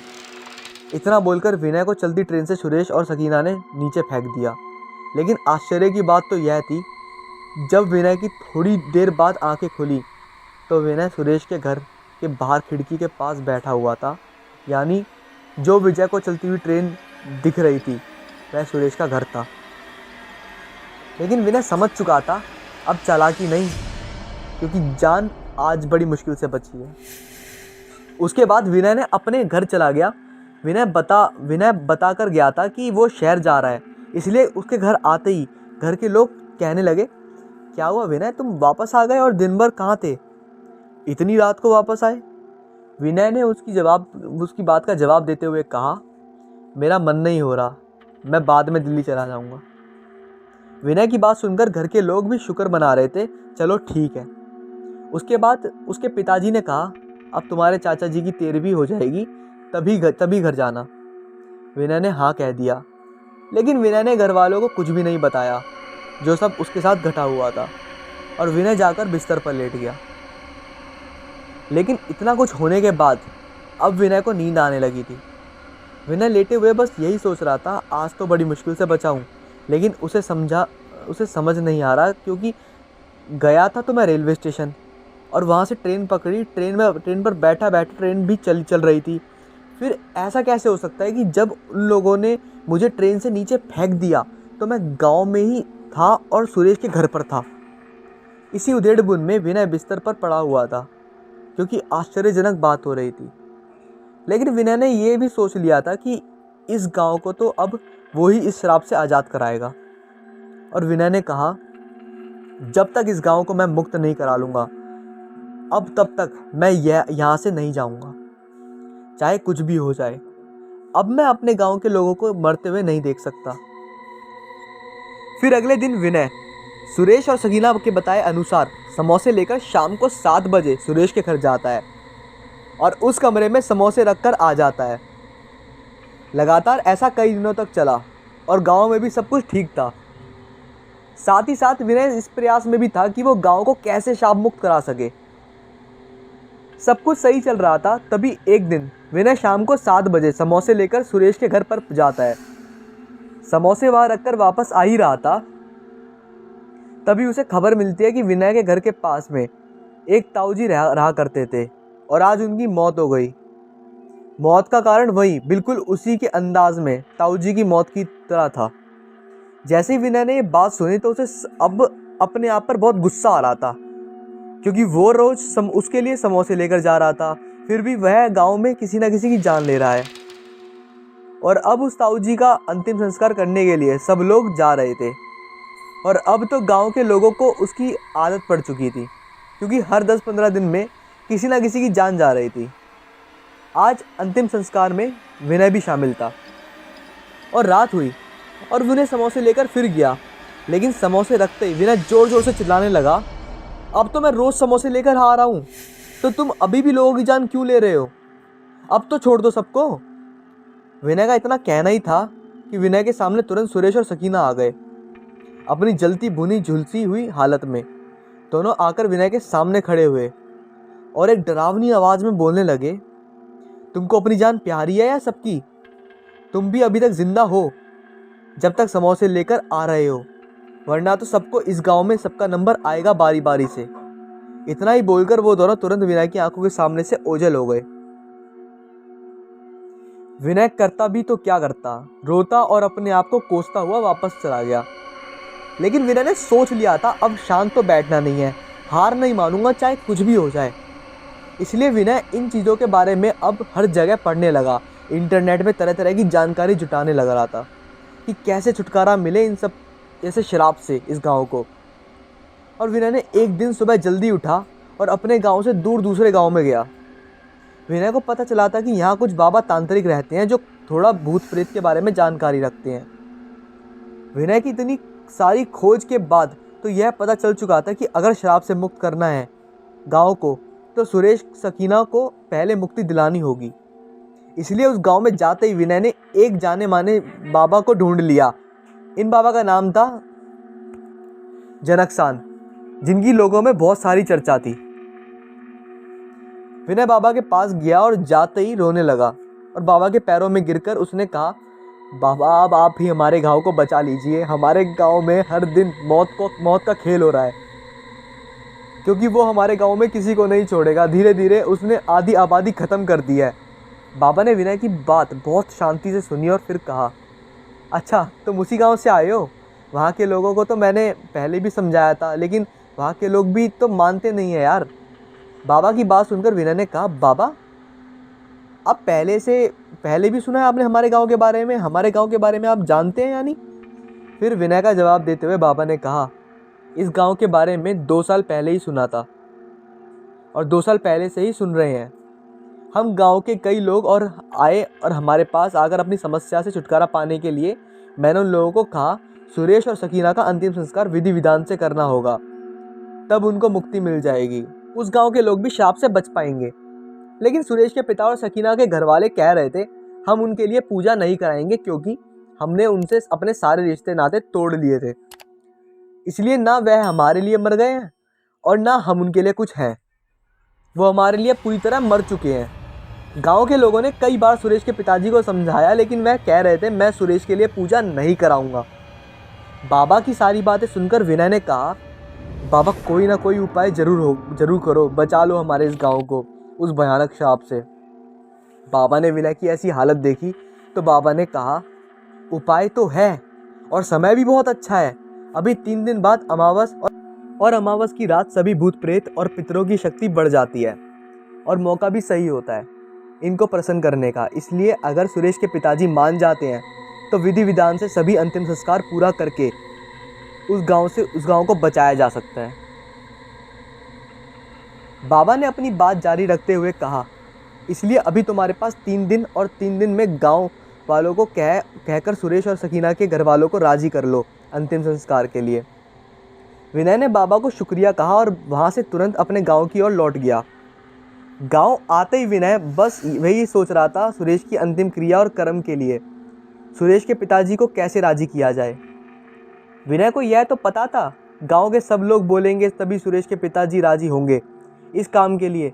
इसलिए विनय ने सबसे पहले यह बात अपने पिताजी को बताई। विनय ने सारी घटना बताई और अपने पिताजी को कहा, मैंने एक तांत्रिक बाबा से बात करी है। उन्होंने बताया 3 दिन अमावस की रात है और बहुत ही अच्छा समय है। विनय की बात सुनकर उसके पिताजी ने कहा, तुम सही कह रहे हो बेटा, उन बाबा जी के पास हम लोग पहले भी गए थे और उन्होंने पहले भी हमें बहुत उपाय बताए थे, लेकिन सुरेश के पिताजी अंतिम संस्कार के लिए राजी नहीं हुए थे। उसके बाद विनय के पिताजी ने गांव के सरपंच से बात करी और उन्हें सारी बात बताई। आखिर सुरेश के पिता अंतिम संस्कार के लिए तैयार क्यों नहीं हो रहे? उनको भी तो पता है इस गांव में अब तक कितने लोगों की जान जा चुकी है। विनय भी वहीं था। अपने पिताजी की बात खत्म होते ही विनय ने कहा, सरपंच जी, सुरेश के पिता लगता है जानबूझकर ही अंतिम संस्कार नहीं करवाना चाहते, जानबूझकर इस गांव के लोगों को मरवाना चाहते हैं। अगले दिन गांव के सरपंच ने गांव के सभी लोगों को बुलाया। सुरेश के पिता और सकीना के परिवार के लोग वहीं पर मौजूद थे। उसके बाद सरपंच जी ने कहा, इस गांव में 2 साल में 300 से भी ज़्यादा लोगों की जान जा चुकी है और सबको पता है मौत का कारण क्या है, लेकिन फिर भी हम लोग आंखें मूंद कर बैठे हुए हैं। लेकिन अब नहीं, अब हमको इस गांव को शाप मुक्त कराना होगा।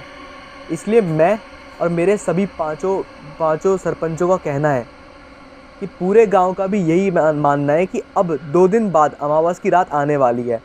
इसलिए सुरेश के पिताजी सुरेश का अंतिम संस्कार करेंगे विधि विधान से और सकीना के घर वाले अपने रीति रिवाजों से अंतिम संस्कार करेंगे। यही मेरा फैसला है और इसको सबको मानना पड़ेगा। सरपंच की बात सुनकर गांव के सभी लोग खुश थे और सब लोगों ने कहा, हाँ सही बात है, यह फैसला मानना ही पड़ेगा और आने वाली अमावस की रात को अंतिम संस्कार का रस्म करना ही होगा। सरपंच ने सुरेश के पिता से उसकी राय मांगना चाहिए, तो फिर सुरेश के पिता ने साफ मना कर दिया। उन्होंने कहा, सुरेश जिंदा रहते हुए भी हमारे लिए कुछ नहीं था और ना ही मरने के बाद कुछ है, इसलिए हम नहीं करेंगे। सुरेश के पिता का इतना ही कहना था, तभी वहां उपस्थित गांव के सभी लोगों ने उनका विरोध करना शुरू कर दिया और कहा, ये जानबूझकर अंतिम संस्कार नहीं करना चाहते, हमको लगता है ये जानबूझकर इस गांव को मरवा देना चाहते हैं। उसके बाद सुरेश के पिताजी भरी सभा में रोने लगे और ज़ोर ज़ोर से बोल रहे थे, तुम सब लोगों ने भी तो मेरे सुरेश को तड़पा तड़पा कर मारा और जिंदा जला दिया, तो तुम लोगों को भी तो हमारे लिए सज़ा मिलनी चाहिए, तुम लोगों को भी सज़ा मिलनी चाहिए, इसलिए सही हो रहा है तुम्हारे साथ, इस गांव के साथ। लेकिन सरपंच जी ने गुरजते हुए कहा, तुम्हारे बेटों के साथ जो हुआ गलत हुआ और उनको मौत के घाट उतारने वाले गांव के कुछ लोग थे। अब 300 से ज़्यादा लोगों की मौत हो चुकी है। जिन लोगों ने सुरेश और सकीना को मारा, उनकी गलती की वजह से इस गांव को हमेशा के लिए तो श्रापित नहीं रहने दिया जाएगा ना। इसलिए यह पंचों का फैसला है और तुमको इसे मानना ही पड़ेगा, क्योंकि 2 दिन बाद अमावस की रात है और तुमको सुरेश का अंतिम संस्कार करवाना ही पड़ेगा। इतना कहकर पंचों की पंचायत सभा खत्म हो गई। गांव के सभी लोगों के कहने पर सुरेश के पिता अमावस वाली रात को अंतिम संस्कार करने के लिए मान गए। यह समझो उनको अब सभी के दबाव में रहकर करना पड़ रहा था। और इस दौरान विनय शाम को समोसे लेकर जाता है और मन ही मन खुश हो रहा था कि बस अब अमावस के बाद मुझे और मेरे गांव वालों को इस शाप से छुटकारा मिल जाएगा। 2 दिन बीते और अमावस भी आई और दिन में विनय और गांव के लोग तुरंत जाकर बाबा को ले आए। बाबा ने दिन भर उस जगह पर जाकर थोड़ी पूजा करी जहां सुरेश को जिंदा जला दिया गया था और उसके बाद बाबा ने कहा, बाकी की पूजा रात को होगी। अमावस की रात घनघोर अंधेरा था। उस दिन बाबा और बाबा के कहने पर सुरेश के परिवार के लोग और गांव के कुछ लोग उसी जगह पर गए जहां सुरेश और सकीना अंतिम दिनों में रहा करते थे। बाबा ने पूजा शुरू करी और सुरेश के पिताजी से अब अंतिम संस्कार पूर्ण करने को कहा। सुरेश का अंतिम संस्कार मरने के बाद नहीं किया जा सकता था, इस वजह से शुरू से ही सभी विधि विधान से अंतिम संस्कार की रस्म पूरी हो गई। पूजा चली रही थी, तभी बाबा ने कहा, आज अमावस है, इसलिए आज भूत प्रेत और पितरों की शक्ति बहुत ज़्यादा बढ़ जाती है। इसलिए अगर अभी सुरेश और सकीना की आत्मा वहाँ आए तो सब लोग माफ़ी मांगना, तभी इस गांव को शाप से मुक्ति मिलेगी। तभी बाबा ने ज़ोर ज़ोर से मंत्र पढ़ना शुरू करा। हम तुम्हें मुक्त कर देंगे या अभी भस्म कर देंगे। बाबा ने कहा, तुम्हारे पास 2 ही रास्ते हैं, मुक्ति या अभी भस्म हम कर देंगे। बाबा का गुस्से में गरजते हुए इतना ही कहना था और फिर तुरंत सुरेश और सकीना अपनी भयानक आवाज़ में बोलते हैं, हमारी क्या गलती है, हमें क्यों मारा इन लोगों ने, हमारा क्या कसूर था। बाबा ने जवाब देते हुए कहा, जिन लोगों ने तुम्हें मारा तुमने उन सबको मार दिया है, तो अब तो मुक्त कर दो इस गांव को। लेकिन उन दोनों ने कहा, इस गांव का हर एक आदमी अपराधी है और हम उन सबको उनके मौत के घाट उतार कर ही मानेंगे। बाबा ने फिर कहा, अभी तुम्हारे पिताजी और तुम्हारे परिवार के लोगों ने तुम्हारी मुक्ति के लिए अंतिम संस्कार पूर्ण कर दिए हैं, तुम मुक्त हो सकते हो, लेकिन मैं तुम्हें अभी भस्म कर दूंगा। बाबा ने सुरेश को मानो एक छड़ी से ही पकड़ लिया और कहा, मैं अभी इसी अग्नि में तुम्हें डाल दूंगा। अब बाबा के कैद में हो गए थे ये दोनों। उसके बाद बाबा बोले, बताओ क्या करें तुम्हारे साथ, तुम इस गांव को शाप मुक्त कर दोगे या मुक्ति चाहते हो? तुम्हारी भी मुक्ति हो जाएगी आज। वहाँ बैठे सभी लोग गिड़गिड़ाए और गिड़गिड़ाकर माफ़ी मांगने लगे सुरेश और सकीना से। और सुरेश और सकीना को बाबा ने अपने पास कैद कर लिया, इसलिए वह भी बहुत तड़प रहे थे। तो फिर सुरेश ने कहा, ठीक है, अब हम नहीं लेंगे किसी की जान, आप हमें आज़ाद कर दो। उसके बाद बाबा ने कहा, अब आज़ाद तो तुम हो ही गए हो, मैं तुम्हें छोड़ दूंगा और तुम सीधा चले जाओ, क्योंकि अब तुम्हारी मुक्ति भी हो गई है। फिर बाबा ने तुरंत दोनों को आज़ाद कर दिया और गांव वालों के सामने ही सुरेश और सकीना दोनों की आत्मा अदृश्य हो गई। फिर बाबा ने कहा, अब कभी नहीं दिखाई देंगे वह, बस उन लोगों का अंतिम संस्कार नहीं हुआ था। अब सभी क्रियाक्रम पूरे हो चुके हैं, इसलिए उन्हें मुक्ति मिल गई है और आज से यह गांव भी शराब मुक्त हो गया है। गांव में जो भी इतने सालों तक हुआ वह कहीं ना कहीं गांव वालों की ही गलती थी। गांव वालों ने बहुत गलत किया था इन दोनों के साथ। विनय की मेहनत और हिम्मत ने बाबा के साथ मिलकर गांव को बचा लिया और गांव शराब मुक्त हो गया। तब से आज तक गांव में सब ठीक है और ना ही विनय को यहाँ पर फिर से कभी समोसा देने जाना पड़ रहा था। मेरा नाम राजा राम है।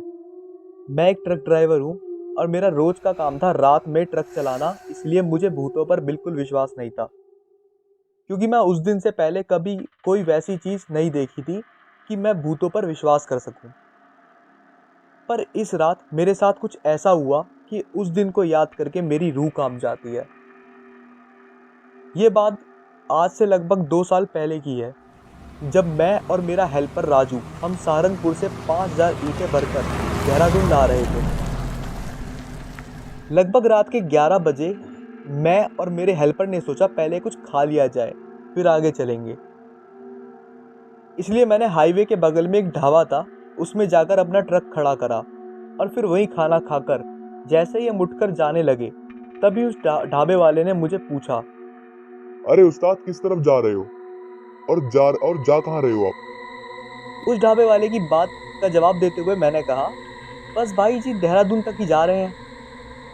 उस ढाबे वाले ने मेरी बात सुनकर अपनी घड़ी में टाइम देखा और कहा, उस्ताद, रात के 12 बजने वाले हैं, कुछ देर यहीं रुक जाओ, रात के 1 बजे के बाद चले जाना। उस ढाबे वाले की बात सुनकर मुझे बड़ा ही अजीब लग रहा था, इसलिए मैंने कहा, क्यों भाई जी?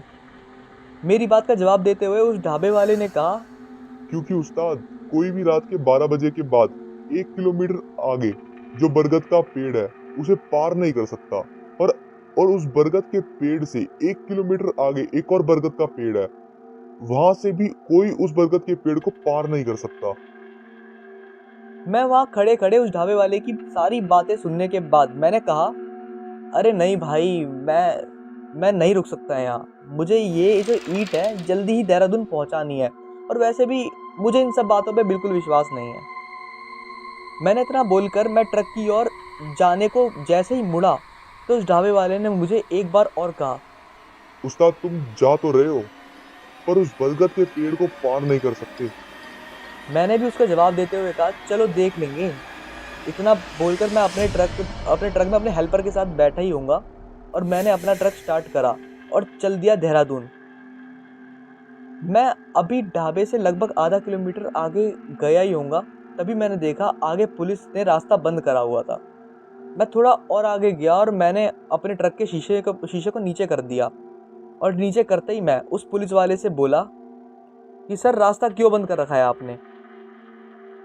मेरी बात सुनकर वहां खड़े एक पुलिस वाले ने कहा, उस्ताद, ट्रक इधर साइड में लगा दो, 1 बजे के बाद जाना। उस पुलिस वाले की बात सुनकर मैंने कहा, नहीं सर जी, मैं रुक नहीं सकता, मुझे ये ईंटें जल्दी ही देहरादून पहुंचानी है। मेरी बात सुनकर उस पुलिस वाले ने फिर कहा, अरे उस्ताद, मेरी बात मानो, 12 बज गए हैं और अब 1 बजे के बाद बरगद के पेड़ के आगे से कोई नहीं जा सकता। तुम 1 बजे के बाद चले जाना। उसकी बात सुनकर मैंने कहा, नहीं सर, जाने दो मुझे, मैं इन सब बातों पे नहीं यकीन करता, मुझे जाने दो। मेरी बात सुनकर उस पुलिस वाले ने, तुझे जाना तो जा, पर तू उस बरगद के पेड़ से आगे नहीं जा पाएगा। उनके इतना कहते ही मैंने तुरंत ट्रक स्टार्ट करा और चल दिया। तभी मेरे हेल्पर राजू ने मुझसे कहा, अरे उस्ताद, 1 घंटे की तो बात है, रुक जाते हैं ना। और देखें उस्ताद, हमारे ना तो आगे कोई है ना पीछे कोई, और गाड़ियां तो बिल्कुल भी नहीं है हमारी इस सड़क पर। राजू की बात सुनकर मैंने भी जब आगे पीछे देखा तो पूरी सड़क खाली पड़ी थी।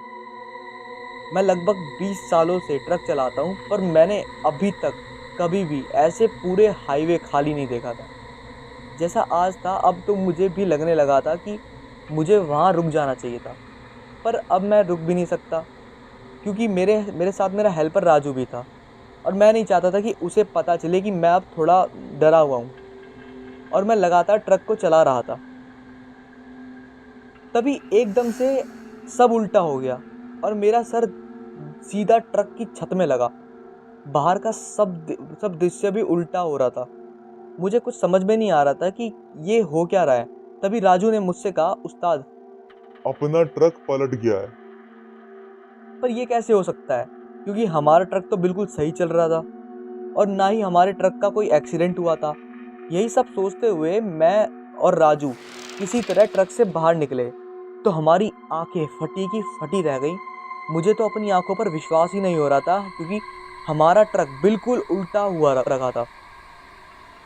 ऐसा लग रहा था जैसे किसी ने हमारे ट्रक को उल्टा कर दिया हो, क्योंकि हमारे ट्रक में जो ईंटें लोड थी वो बिल्कुल वैसी की वैसी रखी हुई थी और ना ही हमारे ट्रक में कोई निशान आया था। इसलिए मैंने कहा था कि किसी ने ट्रक को उल्टा कर दिया है। मैं अपने ट्रक को खड़े खड़े देख ही रहा था, तभी राजू ने मुझसे कहा, उस्ताद, वो देखो। जिस और राजू ने देखने को बोला, मैंने जैसे ही उस तरफ देखा तो मुझे समझ में आ गया था कि वो सब हमें रुकने के लिए क्यों बोल रहे थे। क्योंकि मैंने देखा हमारा ट्रक कहीं और नहीं बल्कि उसी बरगद के पेड़ के सामने पलटा हुआ था। उसके बाद हमें वहां तो कोई दिखाई नहीं दिया, इसलिए मैंने और राजू ने ट्रक से अपना बिस्तर निकाला और पास में जो दुकानें बनी थी उनके बाहर जाकर लेट गए। हम लेटे ही हुए थे, तभी किसी ने हमें हाथों से हिला दिया और जैसे ही मैंने अपनी आंखें खोलकर देखा तो हमारे सामने 4-5 लोग खड़े थे और उन्हीं में से एक आदमी ने हमें कहा, भैया आप ठीक तो हैं? हम पास के ही गांव के हैं। हमें पता चला था कि कोई ट्रक रात के 12 बजे के बाद यहाँ से जा रहा है और इसलिए 1 बजने के तुरंत बाद हम यहाँ आ गए। किसी को मदद की ज़रूरत तो नहीं पड़ जाए, इस चक्कर में हम भागते भागते यहाँ तक आए। जैसे ही हम यहाँ आए तो देखा आपका ट्रक पलटा हुआ है, पर ट्रक में कोई भी नहीं था। तभी हमने आपको यहाँ लेटे हुए देखा और एक आप तो किस्मत वाले हो जो आप बच गए हो यहाँ पर, क्योंकि जल्दी से कोई नहीं बचता। मैं और राजू वहाँ बैठे बैठे बस उनकी बातें सुन रहे थे और उनकी बातें सुनकर बस यही लग रहा था जरूर कोई सा अच्छा काम करा होगा जो हम यहाँ पर बच गए हैं। उस समय वो अच्छा काम तो याद नहीं आ रहा था, लेकिन हमारी जान बच गई थी, ये बहुत बड़ी बात थी। तभी उस गांव के आदमी ने अपनी बात को जारी रखते हुए कहा, इस 1 किलोमीटर के अंदर अंदर में कहते हैं कोई देव रहते हैं और रात के 12 बजे के बाद उसके बच्चे सड़क पर खेलने को आते हैं, इसलिए वो देव वहाँ कोई भी गाड़ियाँ आने नहीं देते और 1 बजे के बाद उनके बच्चे जब खेल कर चले जाते हैं तब कोई भी वहाँ आ जा सकता है। उस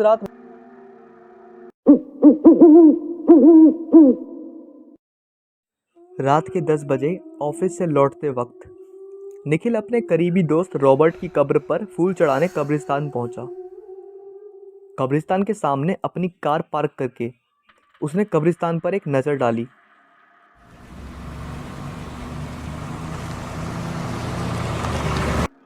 रात के वक्त पूरी तरह सुनसान था, इतना कि हवा के झोंके से पेड़ से गिरने वाले पत्ते, उनकी भी आवाज़ निखिल को साफ साफ सुनाई दे रही थी। उसने कब्रिस्तान में जाकर अपने साथ लाए हुए आर्किड के फूल रॉबर्ट की कब्र पर रख दिए और 2 मिनट मौन करते हुए खड़ा रहा। फिर जब वह वापस बाहर जाने के लिए मुड़ा तब उसे एक कब्र पर बैठी छोटी बच्ची दिखाई दी। बच्ची के हाथ में एक हरे रंग का कांच का टुकड़ा था, जिसे वह बार बार आंख पर लगा के आसपास की कब्रों को देख रही थी। निखिल कुछ मिनट वहीं खड़े होकर उस बच्ची को देखता रहा। वह इंतज़ार कर रहा था कि कोई उस बच्ची की पहचान का आए और उसे सही सलामत अपने साथ लेकर चले जाए, पर ऐसा नहीं हुआ। फिर निखिल उस बच्ची के पास जाकर खड़ा हुआ। निखिल की तरफ देखते हुए वह छोटी बच्ची मुस्कुराई। निखिल ने पूछा, अरे छोटी, तुम अकेली यहाँ पर क्या कर रही हो और तुम्हारे माता पिता कहाँ हैं? फिर वह बोली, मेरे माता पिता अगले कब्रिस्तान में गए हुए हैं, वो वहाँ पर रहते हैं। वहाँ से कुछ ही दूर एक कब्रिस्तान था, इसलिए निखिल को लगा कि शायद इस बच्ची के जो माता पिता है वो आसपास ही रहते होंगे। इसे शायद ठीक से पता याद नहीं होगा। फिर निखिल ने पूछा कि तुम यहाँ अकेली क्यों बैठी हो, तुम्हारे साथ कोई बड़ा नहीं है? बच्ची ने जवाब दिया, मेरे पिताजी मुझे यहाँ छोड़ के गए हैं। निखिल ने सोचा कि कैसा निर्दयी बाप है, अपनी बेटी को कोई इस तरह कब्रिस्तान में छोड़ के जाता है भला। निखिल उस छोटी बच्ची से इतनी बातें कर रहा था, पर उसका ध्यान सिर्फ उस कांच के टुकड़े पर ही था। वह बस उसमें एक आंख बंद करके इधर उधर देख रही थी। निखिल ने आखिर उस बच्ची से पूछ ही लिया कि तुम कांच में क्या देख रही हो। उसने जवाब दिया कि इस हरे कांच के टुकड़े में मुझे गायब होने वाले लोग दिखाई देते हैं, बहुत मज़ा आता है। गायब होने वाले लोग? निखिल को कुछ समझ में नहीं आया। वह बच्ची के साथ और कुछ देर खड़ा रहा, फिर उसे गोदी में उठाकर कब्रिस्तान से बाहर निकल गया। चलते चलते गोद में बैठी उस बच्ची ने अपना नाम त्रिशा बताया। निखिल ने जैसे ही कब्रिस्तान से बाहर कदम रखा, उसे अचानक तेज ठंड के मौसम ने घेर लिया। उसका बदन ठंड से कांपने लगा। पर निखिल का ध्यान जब उसकी कार के पास खड़ी उस बच्ची त्रिशा पर गया, तब उसे काफ़ी हैरानी हुई, क्योंकि उस पर खून जमाने वाली सर्दी का कोई भी असर नहीं हो रहा था। उस वक्त त्रिशा कांच के टुकड़े में निखिल की तरफ ही देख रही थी। तभी उसके चेहरे के हाव भाव अचानक से बदलने लगे। वह बोली, अंकल, आपके पीछे से कोई है। निखिल ने पीछे मुड़कर देखा तो उसे कोई भी दिखाई नहीं दिया। उसे लगा कि त्रिशा शायद मजाक कर रही होगी। फिर वह बोला, त्रिशा बेटी चलो कार में बैठो जल्दी से, मैं तुम्हें तुम्हारे घर छोड़ देता हूँ। उसी वक्त त्रिशा बोली, अंकल आप भी कांच से गायब होने वाले लोगों को देखो ना। निखिल बोला, मैं बाद में देख लूँगा, बस तुम अब कार में बैठो जल्दी से। पर बच्ची ने जिद पकड़ ली कि अभी के अभी देखो, अभी के अभी देखो। उसकी जिद पर निखिल ने जब वह कांच का टुकड़ा अपनी आँख के सामने लाया, तब दहशत से उसकी आंखें फटी की फटी रह गई, क्योंकि उस कांच में जिसे कोई भी आम इंसान अपनी खुली आंखों से नहीं देख सकता था, उसे वो दिखाई दिया कब्रिस्तान में। कांच में से देखने पर वहाँ बहुत से लोग घूमते हुए दिखाई दिए और उनमें से कुछ उसकी तरफ ही देख रहे थे।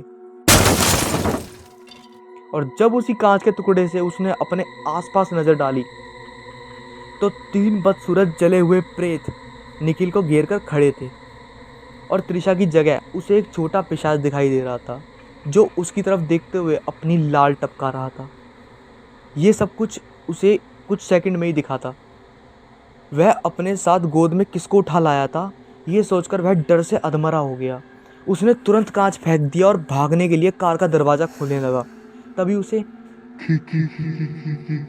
ऐसी शैतानों की हंसी सुनाई दी, और अगले ही पल पूरे कब्रिस्तान ने निखिल की दर्द भरी चीख सुनी,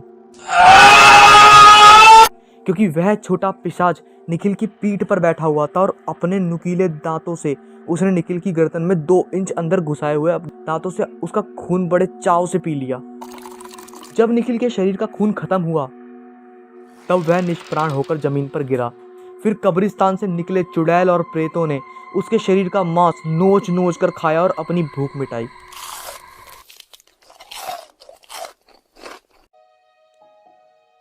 ये कहानी तब की है जब मैं अपनी मौसी के घर छुट्टियां बिताने गया हुआ था। उस समय मेरी गर्मी की छुट्टियां चल रही थी। मेरे मौसा जी एक डॉक्टर हैं, तो उन्हें रहने के लिए एक क्वार्टर मिला हुआ था। वे उस क्वार्टर में दूसरे मंजिल पर रहते थे। उनके फ्लोर पर एक बालकनी थी, जिसके पीछे की और एक जंगल था, और रात के समय उस जंगल से अजीब और गरीब आवाज़ें सुनाई देती थी।